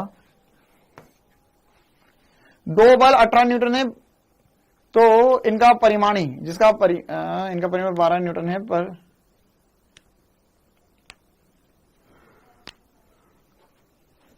सवाल में साफ बोला हुआ है कि 2 बल इस प्रकार है कि इनके योग का परिमाणी 18 न्यूटन है। अच्छा, एवं इनका परिमाणी जिसका परिमाण 12 न्यूटन है। अच्छा, कम बल के लंबवत है। अच्छा ठीक है, ओके, यह सवाल थोड़ा सा ठीक है, ये वाला सवाल। क्वेश्चन नंबर 7, हाँ, ये जेन्युइन डाउट में से एक होना चाहिए। लेक्चर नंबर 5 क्वेश्चन नंबर 7, ये इसकी भाषा भी थोड़ी सी अजीब है। क्या कहना चाह रहा है इस सवाल में, इस सवाल में बोल रहा है कि हमारे पास दो बल है जिनका परिमाण 18 न्यूटन, जिनके योग का परिमाण, मतलब कि इनको हमने योग करा तो रिजल्टेंट जो है वह 18 न्यूटन है। अच्छा, और इनका परिमाणी 12 न्यूटन है, मतलब ये इनको जब हम सीधे सीधे जोड़ रहे तो जोड़ के 18 आना चाहिए। मतलब ऐसे 2 बल जिनको सीधे जोड़ने पर 18 आना चाहिए। सभी ऑप्शन में हो रहा है ये, तो ओके, मतलब A प्लस B जो है वह 18 न्यूटन है हमारे पास, ठीक है, सीधे सीधे जोड़ने पर। अब सदिश रूप से योग करने पर इनका जो रिजल्टेंट आया है, वो रिजल्टेंट जो आया है वो 12 न्यूटन का आया है। कितना है, 12 न्यूटन का आया है। अब इस सवाल को करने के 2-3 तरीके हैं। लेक्चर नंबर 7 का क्वेश्चन नंबर 3, 7 नहीं,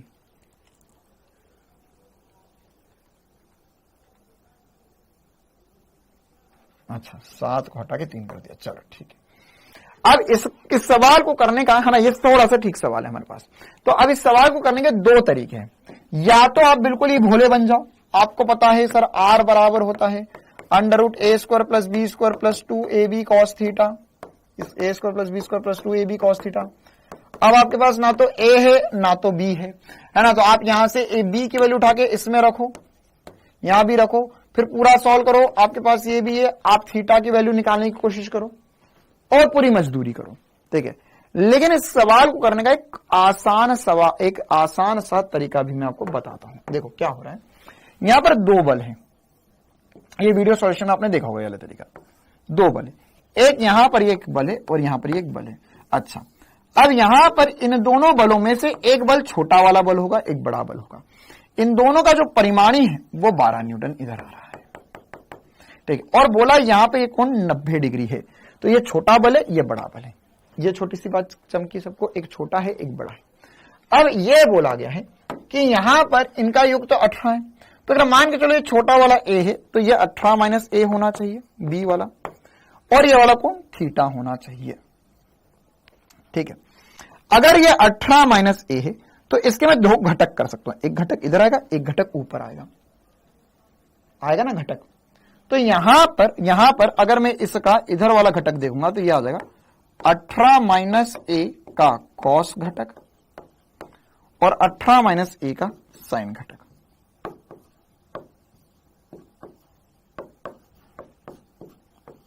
ठीक है। अब ये दोनों आपस में बराबर हैं, ये दोनों आपस में बराबर है। क्यों आपस में बराबर है ये दोनों? क्योंकि सर इस दिशा में परिमाणी बल तो है नहीं। अच्छा, तो यहां पर मैं लिख सकता हूं 18 माइनस ए का साइन थीटा बराबर होगा ए के, ठीक है। दूसरी बात y दिशा में एक ही बल है हमारे पास, कितना है? 18 माइनस ए कॉस थीटा, और y दिशा में कोई भी बल नहीं है, तो यही रिजल्टेंट होना चाहिए। और ये किसके बराबर है? रिजल्टेंट है 12 न्यूटन के बराबर, तो ये 12 हो गया यहां से। तो ये 18 माइनस ए कॉस थीटा बराबर होगा 12 के। अब हमारे पास दो समीकरण है ना, और दो चीजें नहीं पता, यहां पे थीटा के बारे में नहीं पता हमें, तो इन दोनों को हम डिवाइड कर देंगे, और इनको डिवाइड करके हम यहां पर, अच्छा लेकिन डिवाइड करोगे तो थोड़ा सा फंसोगे, यहां पे ये ए की वैल्यू है, ठीक है, कोई बात नहीं। आप यहां पर अगर मैं ए के घटक करता हूं तो ज्यादा आसान हो जाता है ना, तो अगर मैं ए के घटक करता हूं तो यहां पे हो जाता है ए कॉस थीटा बराबर हो जाता 12 के, ए कॉस थीटा बराबर हो जाता 12 के, और ए साइन थीटा बराबर हो जाता साइन 18, ठीक है। चलो, और कुछ तो नहीं दिया सवाल में, इनका परिमाणी 12 है, एक बल तब बलों का परिमाण क्या होगा, ठीक है। चलो, तो यहां पर अब हमारे पास दो समीकरण है, इन दोनों को मिला के हमें करना है इसको हल, ठीक है। तो अब हम कैसे कर सकते हैं?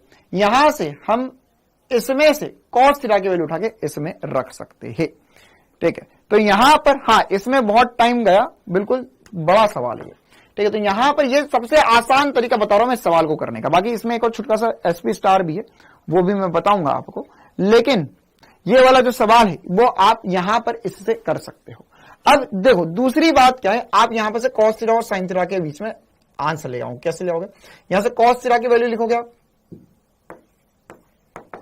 12 बटे में साइन 12/18 है। अब ये कॉस थीटा की वैल्यू, तो इससे साइन थीटा की वैल्यू निकाल लो। कैसे? यहां पे एक त्रिभुज बना लो, यहां पर ये थीटा कौन है? ये आधार जो है, ये आधार 12 है, ये 18 माइनस ए है, और साइन थीटा क्या है इसका? साइन थीटा a/18 माइनस ए, मतलब लंब जो है वो ए आ चुका है। तो अब यहां पर आप आराम से पाइथागोरस थ्योरम लगाओ और आंसर ले आओ, पाइथागोरस थ्योरम लगाओ और आंसर ले आओ, ठीक है।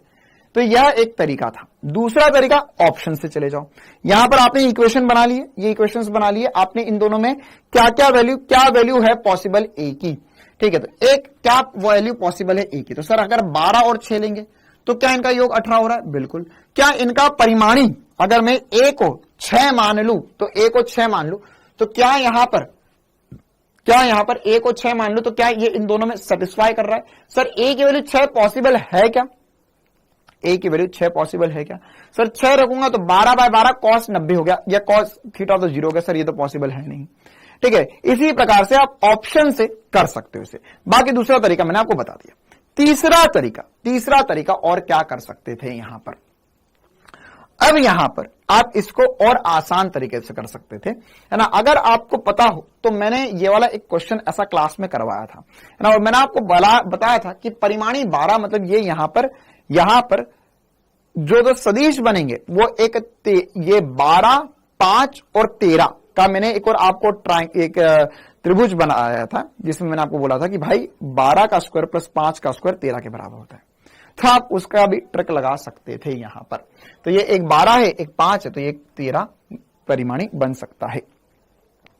ठीक है, बाकी मैंने जिनका योग 18 और इनको घटाने पे 8 आया था, ऐसा एक क्वेश्चन हमने क्लास में करा था डाटा के साथ। बाकी इसके अलावा बेस्ट तरीका यही है इस क्वेश्चन को करने का, यहाँ पे घटक ले लो और वैल्यू उठा के रख लो, या पाइथागोरस थ्योरम इसमें लगा लो। क्लियर है मामला? चलिए आगे बढ़ते, कर लोगे? क्वेश्चन नंबर 7 हो जाएगा लेक्चर नंबर 5 का। मतलब अभी तक मैंने जितने डाउट पता ना उनमें सबसे बेहतरीन सवाल ये जिस बच्चे ने पूछा, ये वाकई में नहीं बना, इससे वाकई में इससे नहीं बना। चलिए 11 और 12 कर लेते हैं। अच्छा 9 भी बचा, 9 11 12, 9 11 12। बेटा 9 सवाल तो नहीं बताएंगे हम यहां पर, है ना, क्योंकि ये वाला जो क्वेश्चन है इसमें मैंने एग्जैक्ट इसी टाइप का क्वेश्चन करवाया था। इस बिंदु पे इधर की तरफ 30 न्यूटन का तनाव लग रहा है, इधर की तरफ T तनाव है, और आपको क्या बताना है? आपको W और OA में तनाव बताना है। तो आप चाहो तो इसमें लामी प्रमेय लगा लो, लामी प्रमेय लगा लो, या आप इस बिंदु पर ये जो तनाव है इसके घटक करके सॉल्व कर सकते हो, जैसी आपकी इच्छा हो वैसा कर सकते हो। ठीक है, क्या करोगे यहां पर इस बिंदु पर, एक बार फिर से ये बिंदु बना देता हूं मैं आपको।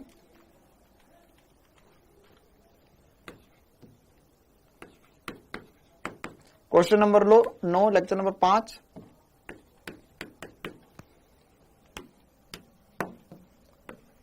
इस तरफ 30 न्यूटन का बल है, इस तरफ T तनाव है, यहां पे लग रहा है 30 न्यूटन, यहां पे लग रहा है W। तो आप T के घटक कर लो और बराबर कर दो। यहां पे T cos 30 W के बराबर होगा, और यहां पे T sin 30 जो होगा वह 30 के बराबर होगा। तो यहां से T की वैल्यू उठाओ, इसमें रख दो, W आ जाएगा। करो एक बार ट्राई, सब कुछ बन जाएगा।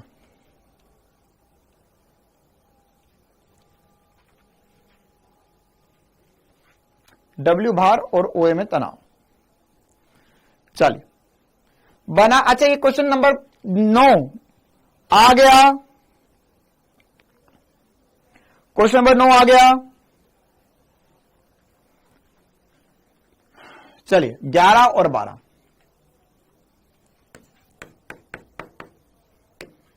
क्वेश्चन नंबर 11, बड़ा क्वेश्चन नंबर 11 क्लास में करवाया है। ये सब नियत वेग से ऊपर जा रहे, तो नियत वेग से जा रहे तो इसमें तनाव 0 होगा। 12 में क्या बोला हुआ है? 6 न्यूटन का बल आरोपित किया जाता है, तो कम भार वाले गुटके पर बल क्या होगा? बेटा कम भार वाले गुटके पर बल निकालना है आपको, तो आसान सी बात है, यहां पर इन दोनों में यहां पर योग कितना आ रहा है? 12 न्यूटन। तो 12 और बल लग रहा है 6 न्यूटन का, तो तनाव आ चुका है। तनाव से आप यहां पर त्वरण आ चुका है, एक्सट्रीमली सॉरी, 5 न्यूटन और 5 किलो और 7 किलो लिखा हुआ है, और 6 न्यूटन का बल लग रहा है। तो F बराबर एम करो, त्वरण आ जाएगा। त्वरण आ गया, तो त्वरण में क्या होगा? त्वरण में हमारे पास त्वरण की वैल्यू आ चुकी है हमारे पास, तो अब हम क्या निकालेंगे यहां से? त्वरण आने के बाद में हम अभिलंब प्रतिक्रिया बल नॉर्मल बराबर एम ए, तो यहां पर 5 × 1/2 त्वरण आया था, तो 5/2 आंसर आ जाना चाहिए। चलिए सारे क्वेश्चन हो गए। 12 नंबर, 12 भी हमने बता दिया। चलो आगे बढ़ते लेक्चर नंबर 6 लेक्चर नंबर 7 की तरफ। Lecture number 6 question number 1 6। मैं अब हिंट दे रहा हूं, हम लोग ज्यादा डिटेल में जाते हैं तो समय लग जाता है क्वेश्चन में, मैं आपको बता देता हूं क्या क्या करना होगा। अच्छा ये तो मजेदार सवाल है। लेक्चर नंबर 6 का क्वेश्चन नंबर 1 कितनों ने बना लिया? लेक्चर नंबर 6 का क्वेश्चन नंबर 1, एक 7 किलोग्राम का गुटका 4 किलोग्राम भार की रस्सी से 5 किलोग्राम भार के गुटके से बंधा है चित्र अनुसार। ऊपर की तरफ 200 न्यूटन का बल लग रहा है, तो अब आपको बताना है यहां पर P बिंदु पे तनाव क्या आएगा? P बिंदु पे तनाव क्या आएगा? ठीक है, कैसे करना है वो एक बार मैं हिंट दे देता हूं। लेक्चर नंबर 6 का क्वेश्चन नंबर 1, लेक्चर नंबर 6 का क्वेश्चन नंबर 1 क्या करना होगा आपको? यहां पर ये रस्सी है बेटा, और यहां पे ये एक और द्रव्यमान है, और ऊपर की तरफ लग रहा है 200 न्यूटन का बल। ठीक है, तो यहां पर 7 किलो 4 किलो और 5 किलो है, 7 किलो, 4 किलो और 5 किलो है। तो यहां पे सबसे पहले त्वरण निकाल लो, त्वरण आ जाएगा 200 बटे में इन सब का योग। तो यहां पर इनका योग करेंगे तो कितना आ जाएगा, ये हो जाएगा 9, 9 और 7 मतलब 16 किलो, 16 आ जाएगा। एक बार देखो सही किया मैंने। तो यहां पर हाँ ठीक है, तो अब यहां पर 200 बटा 16 मीटर पर सेकंड स्क्वायर त्वरण आ गया। अब आपको क्या करना, 7 किलो वाले का फ्री बॉडी डायग्राम बनाओ। 7 किलो वाले की जिंदगी के बारे में सोचो। तो 7 किलो वाले पे 7G नीचे लग रहा है, 200 न्यूटन ऊपर लग रहा है और इस पे तनाव T नीचे लग रहा है। ये रस्सी की वजह से, ये रस्सी की वजह से तनाव T, रस्सी नीचे खींचना चाहिए इसे। तो यहां पर जय गुप्ता, यहां पर मैं कंपटीशन करने नहीं बैठा हूं कि मैं कितने ज्यादा सवाल बता पाता हूं, है ना। मैं जो बताऊंगा वो इंपॉर्टेंट सवाल है और सारे सवाल बनने चाहिए, ठीक है। अलग से तुमने फीस नहीं दी है यहां पर कि 1 घंटे हो गए, लेक्चर नंबर 6 और 8 और 9 बताओ, वो भी बताएंगे। अभी जो चल रहा है पहले वो देखेंगे हम। तो यहां पर त्वरण जो होगा वो ऊपर की तरफ होगा। तो ये क्या हो जाएगा, ये हो जाएगा 200 माइनस T माइनस 7G बराबर होगा 7 इंटू ए, एम ए के बराबर करा, एफ नेट बराबर एम ए करा हमने। तो इस इक्वेशन को सॉल्व करके आप तनाव की वैल्यू निकाल सकते हो। चलिए हाँ भाई, लेक्चर नंबर 6 क्वेश्चन नंबर 6।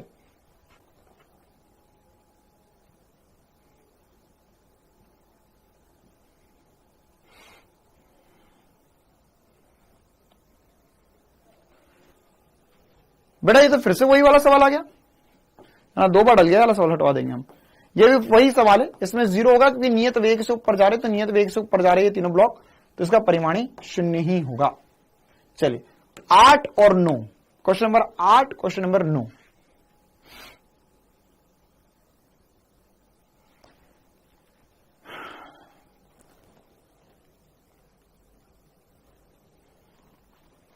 हमें बोला कि एक घर्षण रहित टेबल पर m द्रव्यमान के ब्लॉक को एक अन्य m द्रव्यमान के गुट के द्वारा खींचा जाता है। अच्छा, जो द्रव्यमानहीन डोरी से घर्षण रहित घिरनी द्वारा ऊर्ध्वाधर लटका हुआ है, डोरी में तनाव क्या होगा बेटा? ये तो m1 m2 अपॉन में m1 प्लस m2 वाला फॉर्मूला पढ़ा है हमने, वही वाला सवाल है सीधे सीधे। ये 37 सतह पे टेबल के नीचे एक ब्लॉक रखा हुआ है, m1 m2 upon m1 plus m2, ये आंसर आ जाएगा। चल हाँ 8 9 11 12, हाँ ये सवाल भी बढ़िया है ना, ये थोड़ा ठीक ठाक सवाल है, ये पूछा जा सकता था। क्वेश्चन नंबर 8 तो हो गया नहीं, question number 9, lecture number 6 question number 9, lecture number 6 question number 9। क्या बोला गया इस क्वेश्चन में? इस क्वेश्चन में हमारे पास यहां पर एक इस प्रकार का कुछ डिजाइन बना हुआ है, इसमें mm द्रव्यमान रखे हुए और इस पे 37 डिग्री है और वहां पे 53 डिग्री, यहां 37 डिग्री है, यहां पर 53 डिग्री है, ठीक है। ये एक m द्रव्यमान का ब्लॉक है, यहां पर घिरनी लगी हुई है और यहां पर भी एक m द्रव्यमान का ब्लॉक है, ठीक है। अब आपको क्या करना है, आपको बताना है कि यहां पे त्वरण कितना आएगा, आपको बताना है यहां पे त्वरण कितना आएगा, ठीक है। तो यहां पर ये वाला क्वेश्चन बढ़िया है ना। इस क्वेश्चन में आपको कैसे पता चलेगा किस तरफ जा रहा, दोनों तरफ इंक्लाइन प्लेन आ गए हैं। तो यहां पर कैसे होगा, हाँ इस प्रकार क्वेश्चन की मैंने हिंट दी थी क्लास में।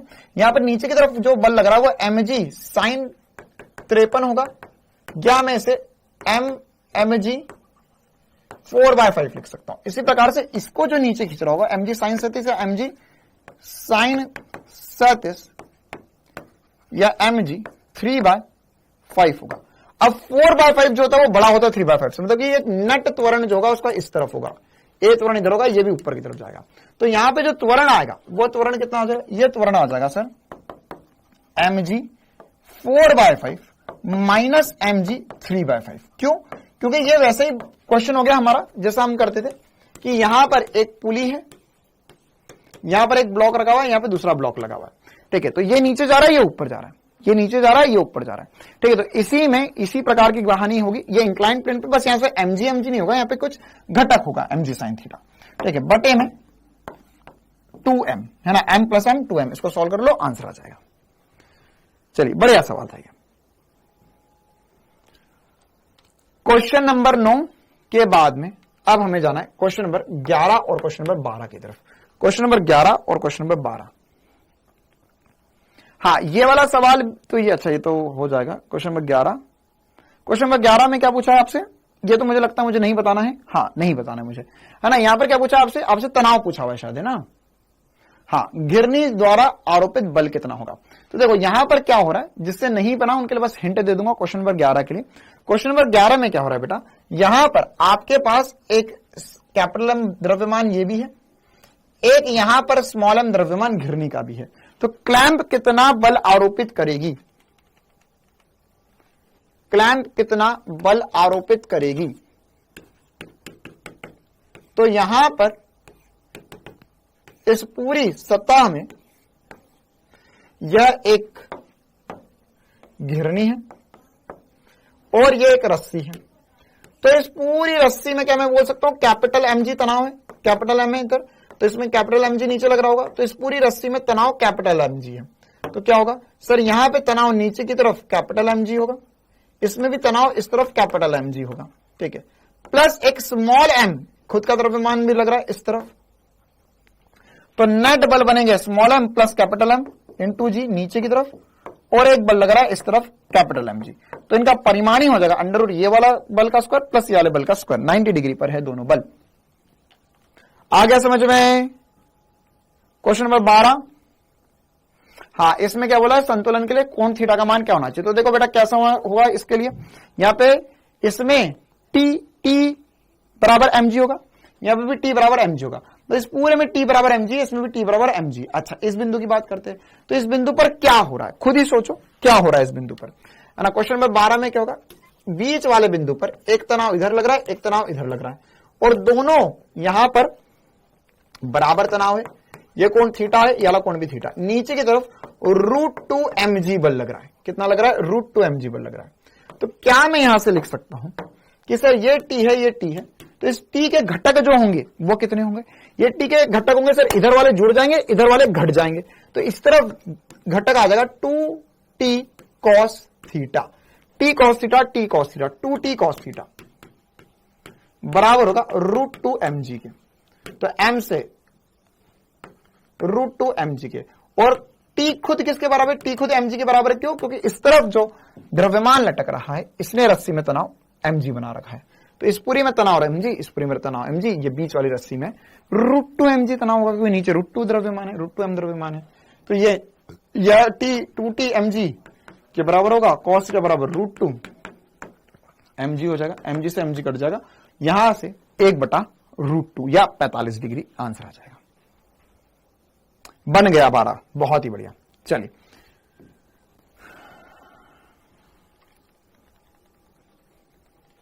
हाँ, lecture number 7 question number 3। Lecture number 7 question number 3।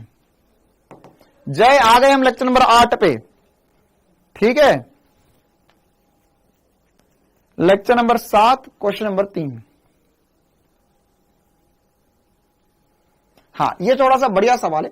क्या करना होगा इस सवाल में एक बार मैं बता देता हूं। 20 न्यूटन 10 न्यूटन, ठीक है। आपको बताना है कि यहां पर डायनामोमीटर का पाठ्यांक क्या होगा, मतलब रस्सी में तनाव क्या होगा, बस ये निकालना है तुम्हें। तो कैसे निकालोगे, यहां पर 20 न्यूटन का बल लग रहा है, यहां पे 10 न्यूटन का बल लग रहा है। सब परिमाणी बल जो है वो 10 न्यूटन का हो गया, ठीक है। कितना कितना है, एक 6 किलो है, एक 4 किलो है। तो लेक्चर नंबर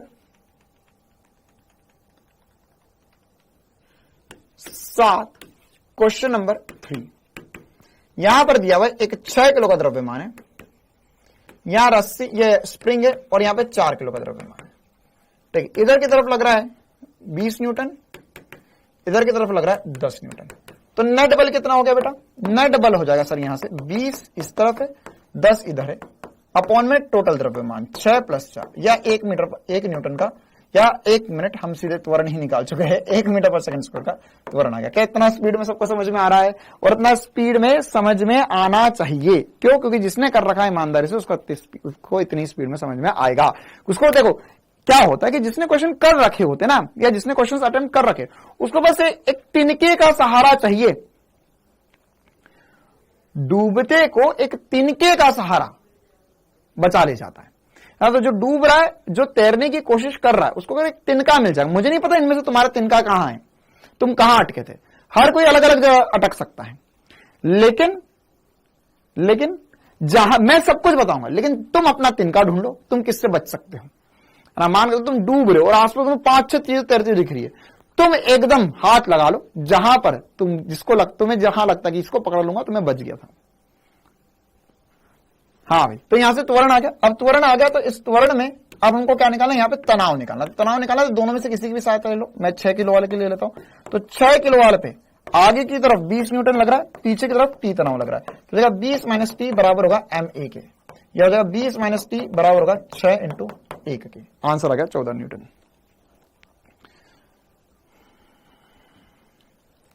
अच्छा, ये वाला क्वेश्चन नहीं, ये तो हो गया था। हाँ भाई, 3, 6, 14 और 15, 3, 6। हाँ बेटा, 6 वाला भी नहीं बताएंगे हम, क्योंकि इसमें आपको क्या बताना है, इसमें आपको निकाय का त्वरण, रस्सी में तनाव और स्प्रिंग के लिए x का मान बताना। तो सबसे पहले क्या हो रहा है, यहां पर ये 10 किलो दिया हुआ, यहां पर ये a कितना दिया हुआ 5 किलो, तो त्वरण कितना आ जाएगा, त्वरण हो जाएगा 10g अपॉन में 10 + 4 त्वरण आ जाएगा। यहां से त्वरण आने के बाद में ये 20/3 आ जाएगा। तनाव क्या होगा, इसके लिए हमने सीधे सीधे फॉर्मूला पढ़ा है, M1 M2 / M1 + M2 × G। तो तनाव आ गया, जो तनाव होगा उसको kx की, या स्प्रिंग बल होगा उसको kx के बराबर कर दो, तो वहां पे k दिया हुआ, x की वैल्यू आ जाएगी। क्या क्वेश्चन नंबर 6, जिसका भी डाउट था क्लियर है। Question number 6, question number 6, question number 14 और क्वेश्चन नंबर 15, क्वेश्चन नंबर 14 और क्वेश्चन नंबर 15।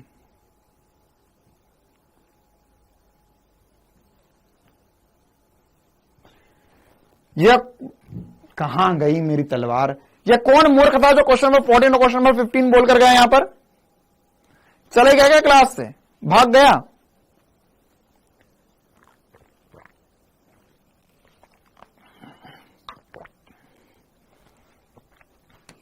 हाँ, क्वेश्चन नंबर 10 बन गया सभी से। क्वेश्चन नंबर 10 में भी यही करना है, एक बल इधर की तरफ लग रहा है, एक बल इधर लग रहा है, इधर mg लगेगा, इधर mg sin थीटा लगेगा। देख लो किसमें से, इन दोनों में से कौन सा ज्यादा है, उस तरफ त्वरण होगा। तो इधर mg होगा, इधर mg sin थीटा, तो mg का मान अगर mg sin थीटा से ज्यादा है तो ये सब इधर की तरफ जाएगा। तो mg - mg sin theta upon में टोटल द्रव्यमान। हाँ राघवेंद्र बेटा, वही लास्ट वाली बताया, मुझे पता था ये डाउट में आ सकता है। तो यहां पर क्या हो रहा है, 30 डिग्री का कोण है और यहां पर दोनों, अच्छा अरे ये तो और आसान है, 100 न्यूटन भार वाले गुट के एक, अच्छा ये गुट का ए, इसका 100 न्यूटन भार है और W भार जुड़ा हुआ है, भार इसके लिए वो साम्य अवस्था में रहे। तो त्वरण निकालना हो तो दिक्कत आती थोड़ी सी, क्या यहां पे इसका भार मान लो W है, इसका 100 न्यूटन है, तो 100 sin 30 इधर लग रहा हो, mg sin 30 इधर लग रहा है, इधर W लग रहा है। अगर साम्य अवस्था में तो mg sin 30, 100 sin 30 बराबर होना चाहिए b के, mg sin 30, तो 100 sin 30 कितना होता है, 1/2 होता है, तो 50 के बराबर W होना चाहिए। आंसर आ गया। त्वरण निकालना होता तो यहां पर इसका कुछ ना कुछ द्रव्यमान देते, तो कौन सा बड़ा होता, वो माइनस इसका बल बटे में टोटल द्रव्यमान कर देते। Lecture number 8। भाई तुमको तो इसमें बहुत मजा आते, लेकिन मेरे को तो बहुत मुश्किल काम लग रहा है। एक साथ इतने सारे सवाल है ना, कितने हो गए ये, 4 4 16 16 16 20 20 25 24 25 26 27 28 30 सवाल हमने आधे घंटे के अंदर, आधे पौने घंटे के अंदर कर दिए सारे। चलो, मतलब मैंने नहीं, हमने किए। 2 9 13, वाह, 3 9 13, अच्छा 3 9 13,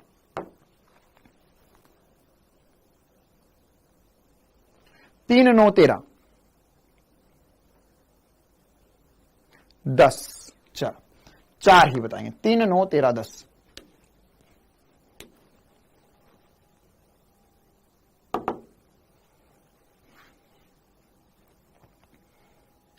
तीन है, 3 क्यों पूछा जा रहा है, एल लंबाई की रस्सी में तनाव F द्वारा खींचा जाता है, अच्छा, बल लगाने वाले बिंदु से x दूरी पर तनाव का मान क्या होगा?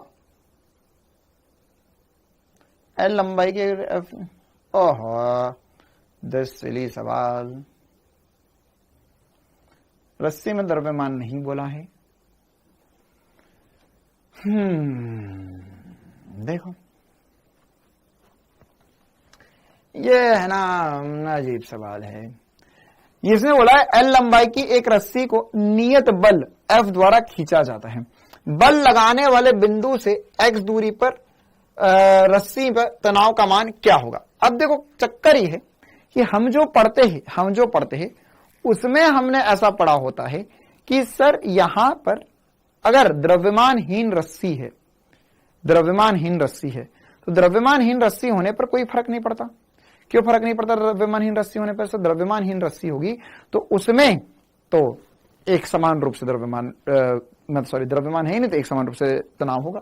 लेकिन उसने बोला नहीं है, लेकिन फिर भी हमें मानना पड़ेगा क्या कि इसका कुछ ना कुछ तो लोचा है सर, कुछ ना कुछ तो द्रव्यमान है इसका। Lecture number 8 question number 3। तो ये जो हमने किया वैसा ही कुछ सवाल है।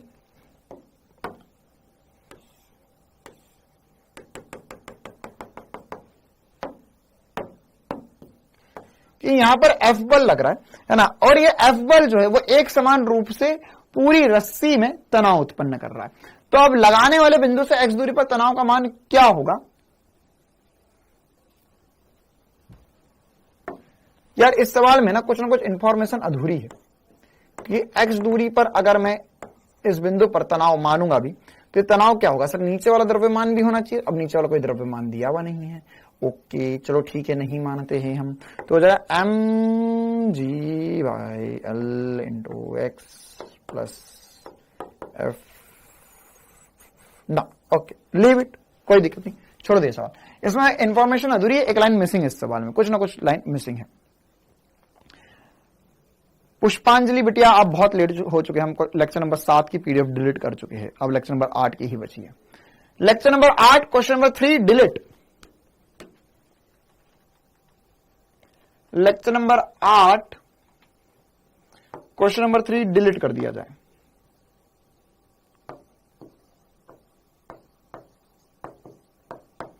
चलिए फिर 9, 10 और 13। 9,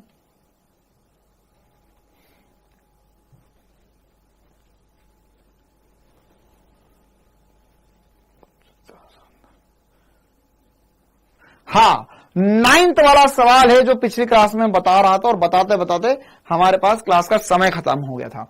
चलिए 9 पे आ चुके हैं हम। हमें बोला जो ऊर्ध्वाधर कोण 30 डिग्री और 60 डिग्री कोण बनाता है,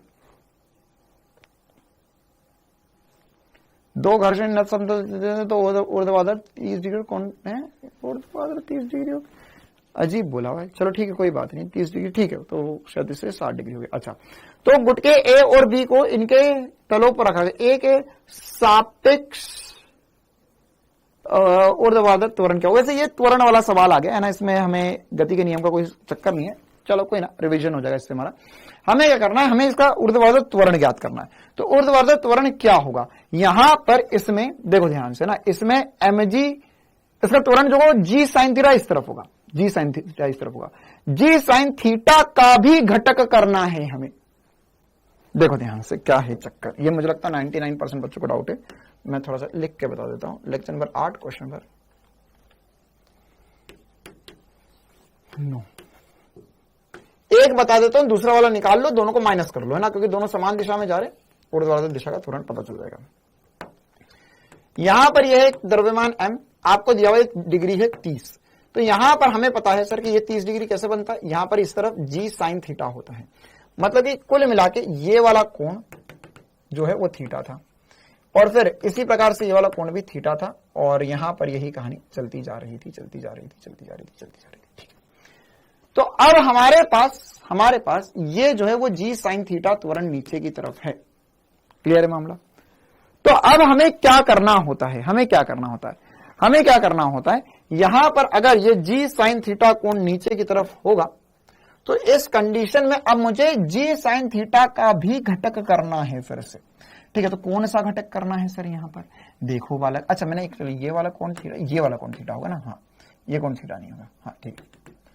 तो अब यहां पर कौन सा घटक करना होगा सर? जी साइन थीटा का जो, ये देखो ये एकलौता सवाल है, ये एकलौता सवाल, ये आकाश के टेस्ट सीरीज का सवाल है ना, ये एकलौता सवाल है जो जिसमें डबल घटक होते हैं।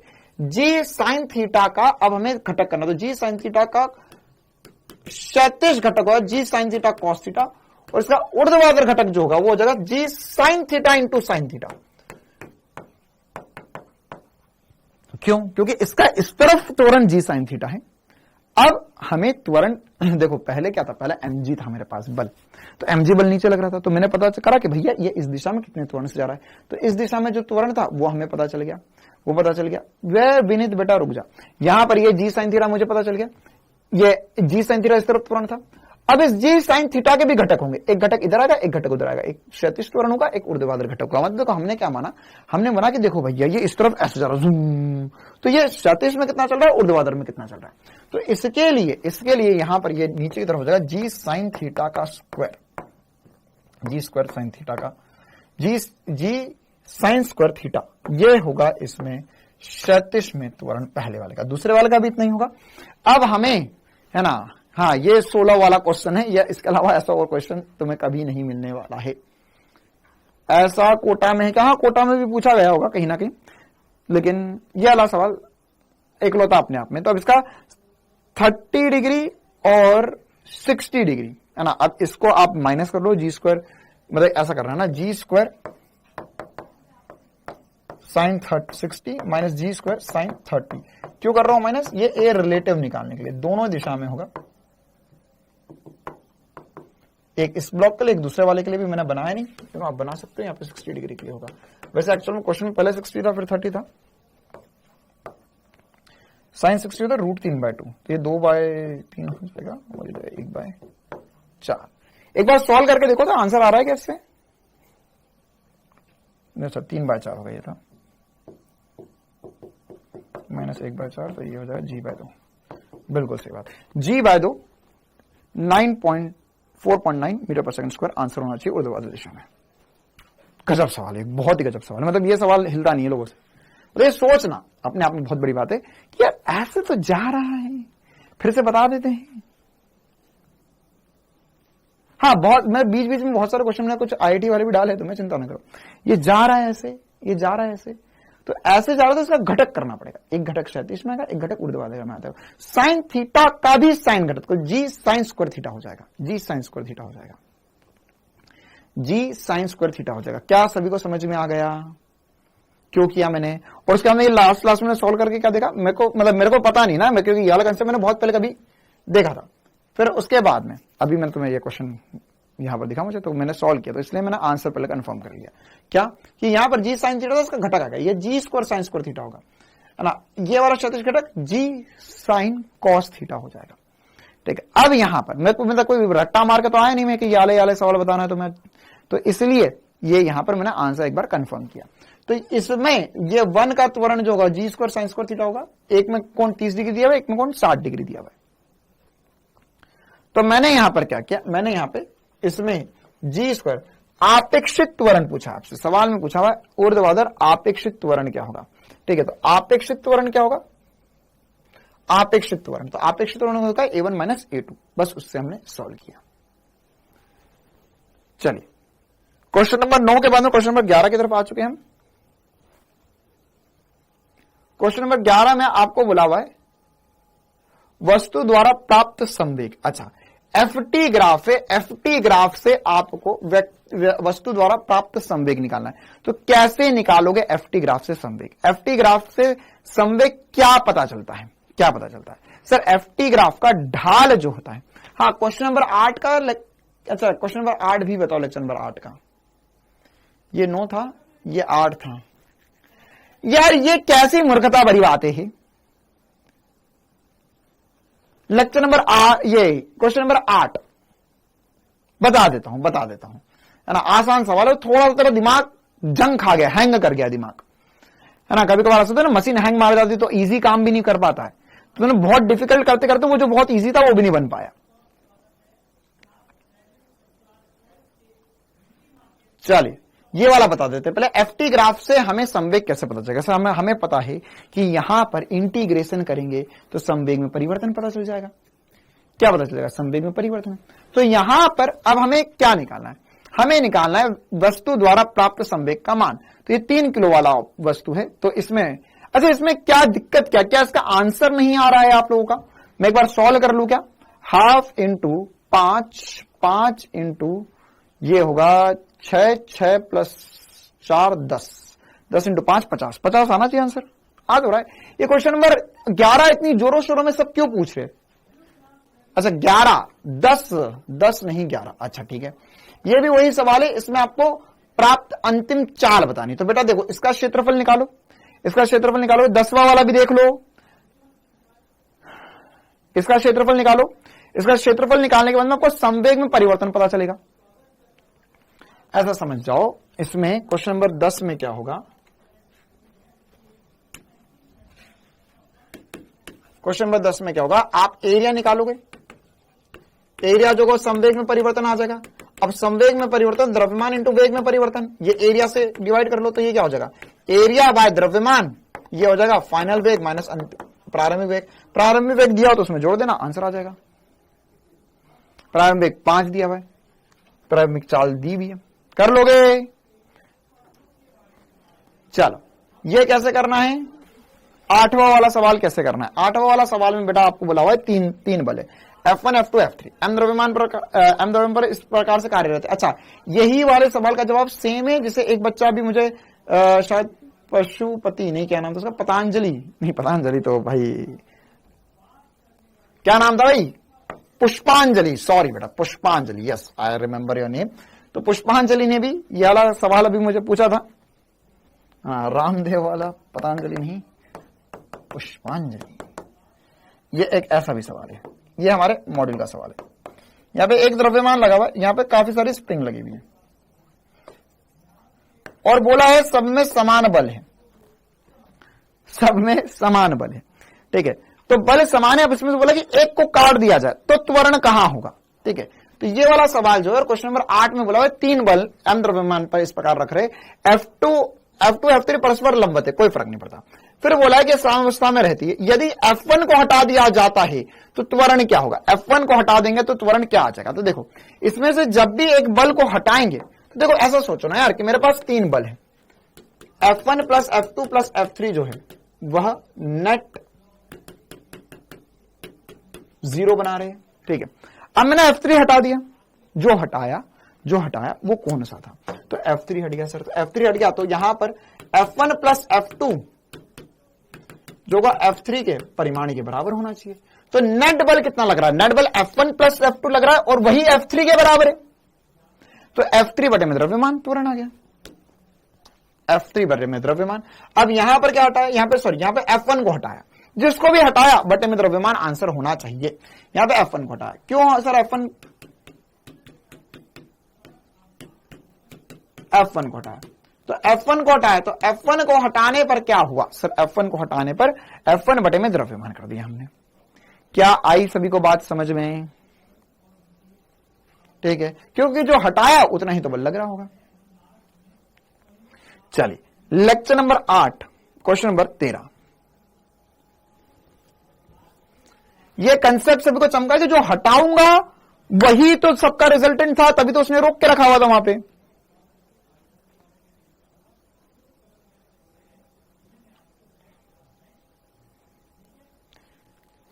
चित्र में लिफ्ट 2 मीटर प्रति सेकंड, हाँ ये भी बढ़िया सवाल है। चित्र में 2 मीटर, ये सब मॉड्यूल के सवाल है हमारे।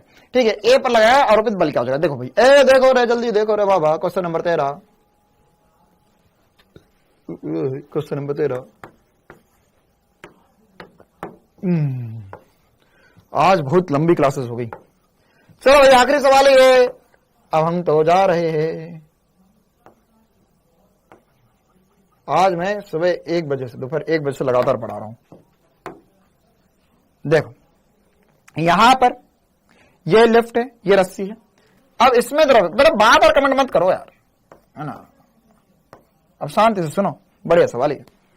अब हमारे पास ए ब्लॉक है, बी ब्लॉक है। अब ये लिफ्ट जो है 2 मीटर प्रति सेकंड स्क्वायर से नीचे की तरफ जा रही है, ठीक है।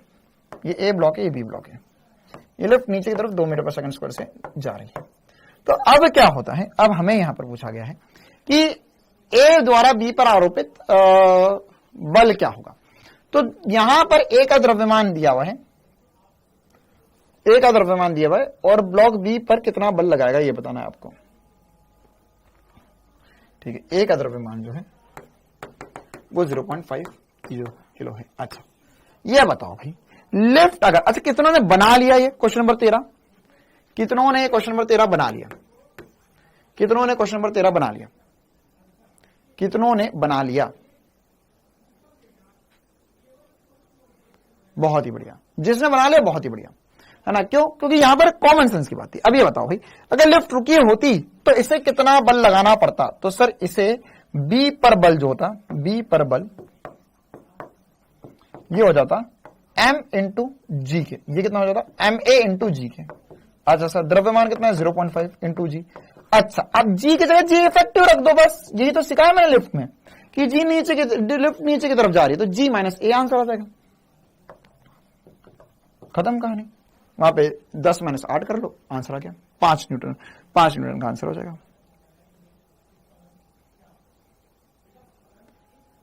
जी कितना था? 2 मीटर पर सेकंड स्क्वायर है, तो 10 माइनस 4 ये 8 4 आ जाएगा। हाँ देखो 0.5 इंटू 10 माइनस 2 कर दो तो 8 बटा 2 आ जाएगा आंसर। चलिए ओके थैंक यू बेटा। क्वेश्चन नंबर 12 मैंने पिछली बार बता दिया, सबका क्षेत्रफल निकालो, जिसका क्षेत्रफल सबसे ज्यादा आएगा उसमें संवेग में परिवर्तन या आवेग सबसे अधिक तो होगा। चलो दिव्या को बता दे, दिव्या ना इस दुनिया में गाना कैसे गाएंगे फिर, केसरिया तेरा।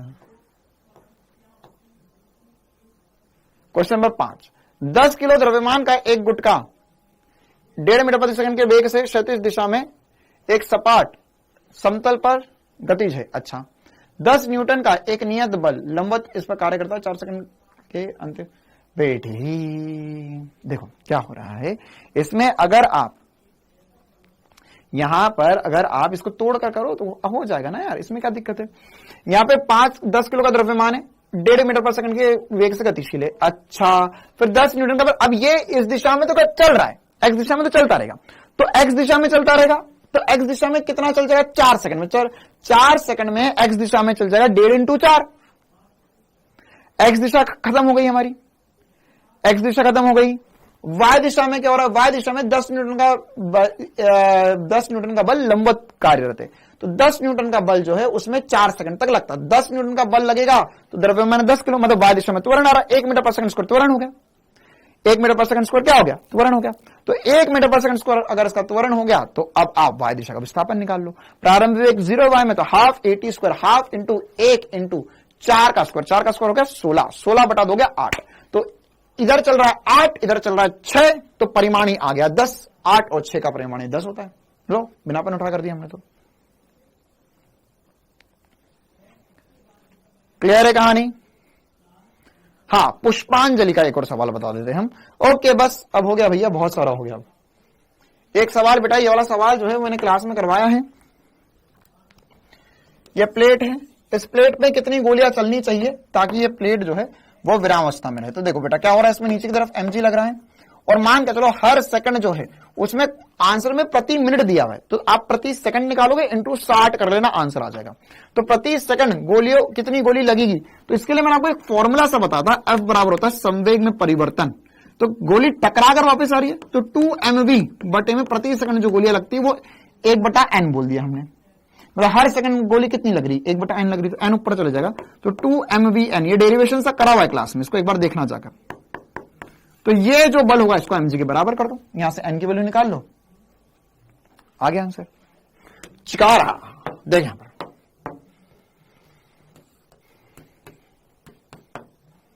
यहां पर ये एक रस्सी सी दी हुई है, ये द्रव्यमान है डिस्टेंस का, ये घिरनी है, यहां पे एक द्रव्यमान है, यहां पे एक द्रव्यमान है, ठीक है। त्वरण निकाल लिया, त्वरण निकाल लिया। त्वरण कैसे होगा? त्वरण कैसे होगा? त्वरण जो होगा वो क्या होगा, नीचे की तरफ mg इधर लगा होगा, इधर का भी त्वरण निकालना, इधर का भी mg निकाल लेना, नेट का त्वरण निकाल लेना।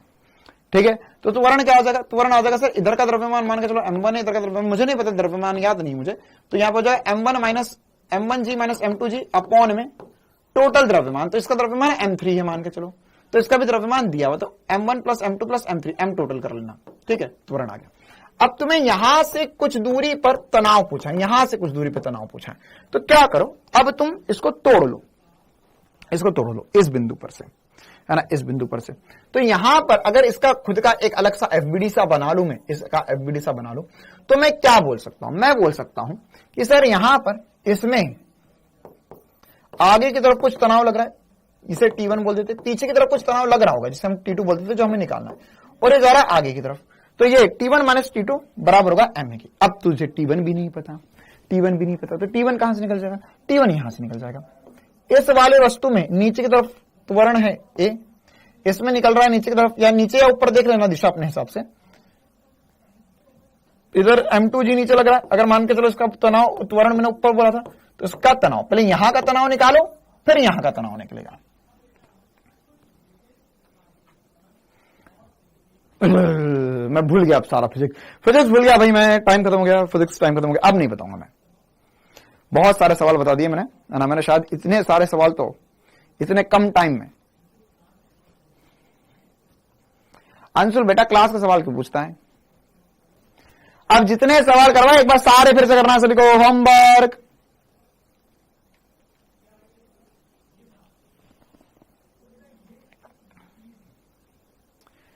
चलिए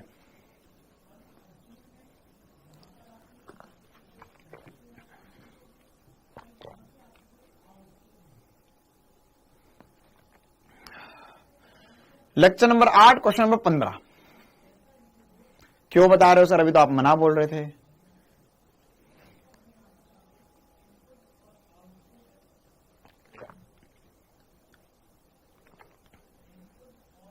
सकीना बिटिया दुखी कर दिया आपने मुझे।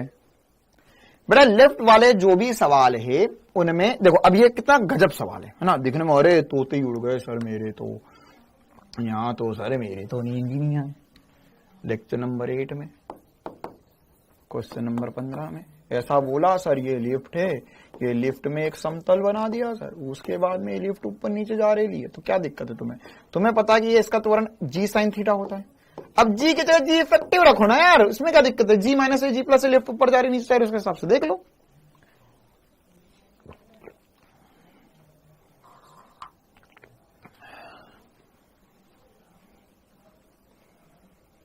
ठीक है,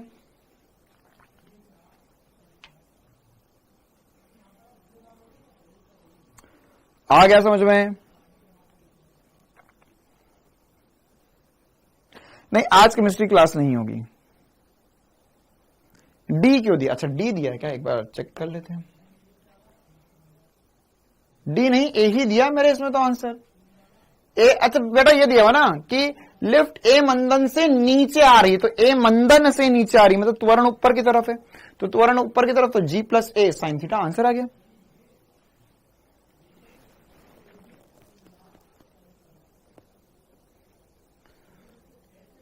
चलो ठीक है, ओके थैंक यू।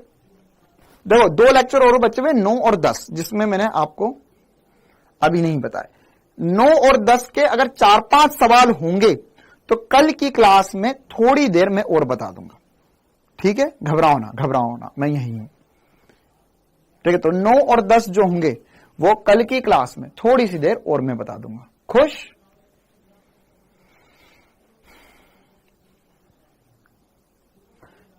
ठीक है,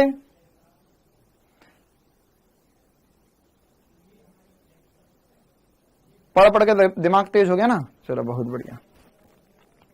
हाँ लेक्चर नंबर 9 के और लेक्चर नंबर 10 के कल मैं स्टार्टिंग के 20 मिनट में 10-10 मिनट दोनों लेक्चर के सवाल बता दूंगा मैं, ठीक है। और अगली क्लास से, घर्षण की क्लास से हम रोज स्टार्टिंग के, बेटा नीचे आ रही है लेकिन मंदन है ना, फिर वही वाली बात कर रहे हो तुम। आगे चलती हुई गाड़ी पे ब्रेक लग रहा है तो पीछे की तरफ त्वरण होगा ना। 2 किलो वजन कम हो गया मेरा ये बात समझाते समझाते। भाई आगे की तरफ जा रही है, मंदन हो रहा, तो आगे जाती हुई लिफ्ट में मंदन मतलब त्वरण पीछे होगा।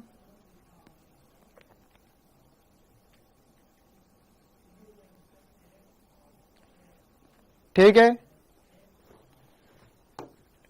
और दुखी आत्मा, मुझे पता, मैं सोच रहा था कि यार लेक्चर नंबर, ये क्वेश्चन नंबर 17 भी मेरे दिमाग से निकला, मेरे आंखों के सामने गया, ये किसने पूछा क्यों नहीं, है ना। जाते जाते एक लाला ने, अच्छा लाला नहीं लाली है, तो इसने रोक ही लिया, बोले सर ये भी बता के ही जाओ। बेटा यहां पर आपको 20 किलो का त्वरण बताना, तो क्या करना होगा, यहाँ पे एक 10 किलो का, एक 20 किलो का द्रव्यमान है, ठीक है। इसमें आगे की तरफ 200 न्यूटन का बल लग रहा है। अब बोला ये तो मेरे को ऐसा लग रहा है मैंने बता दिया। तो यहां पर ये 12 मीटर पर सेकंड स्क्वायर इसका त्वरण है, 12 मीटर पर सेकंड स्क्वायर। तो क्या होगा, 10 किलो वाले का आगे की तरफ 12 मीटर पर सेकंड स्क्वायर त्वरण है, मतलब 10 किलो वाले पे आगे की तरफ 120 न्यूटन का बल लग रहा है, तभी तो उसका 12 मीटर पर सेकंड स्क्वायर त्वरण है। सिद्धि बेटा इधर देखो, इस सवाल को सिद्ध करना है हमें। अभी मेरा लाला स्कूल जाता है, मेरा लाला भी बोल ही नहीं पा रहा बेटा ना, अभी बहुत छोटा है हमारा लाला। तो देखो, तो ये 10 किलो का द्रव्यमान जो है वो 12 मीटर पर सेकंड स्क्वायर के त्वरण से चल रहा है। तो यहां पर क्लास में करवाता, हाँ क्लास, अब तो नहीं बता रहे।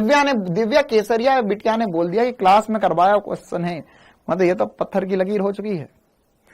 फिर भी बता देते एक बार हिंट, ये आगे की तरफ जा रहा है 12 मीटर पर सेकंड स्क्वायर से, मतलब 120 न्यूटन का बल आगे की तरफ लग रहा है, मतलब उतना ही बल स्प्रिंग इस पे पीछे की तरफ लगा रही है, क्योंकि स्प्रिंग विपरीत दिशा में बल लगाती है।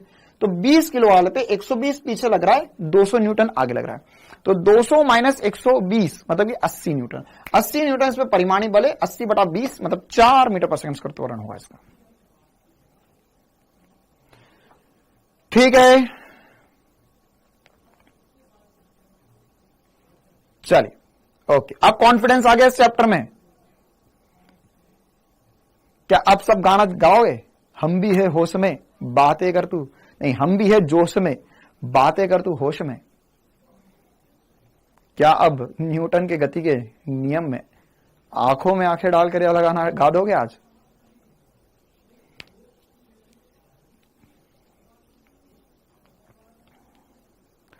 चलो विक्रम सर, हाँ विक्रम सर भी आएंगे बेटा, चिंता ना करो।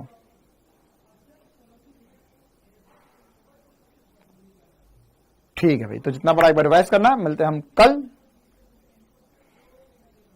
क्या सभी चीजें, अंशुल बेटा अब तो क्यों दुखी हो रहा है इस सवाल को लेकर? मुझे ये वाला सवाल क्लास में डिस्कस करवाया बेटा, एक बार क्लास में जो कराया उसे देख लो।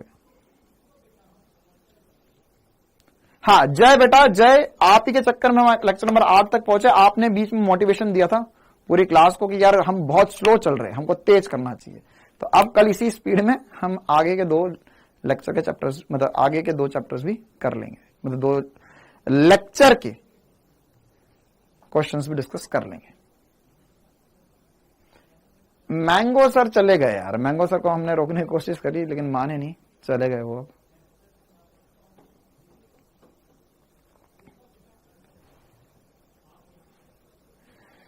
चलिए, तो अब हम मिलते हैं कल। Thank you, tata bye bye. हाँ घर्षण, कल घर्षण पढ़ाएंगे। अब घर्षण पढ़ाना पड़ेगा, जिंदगी में बहुत घर्षण आ गया अब ये सवाल बता के।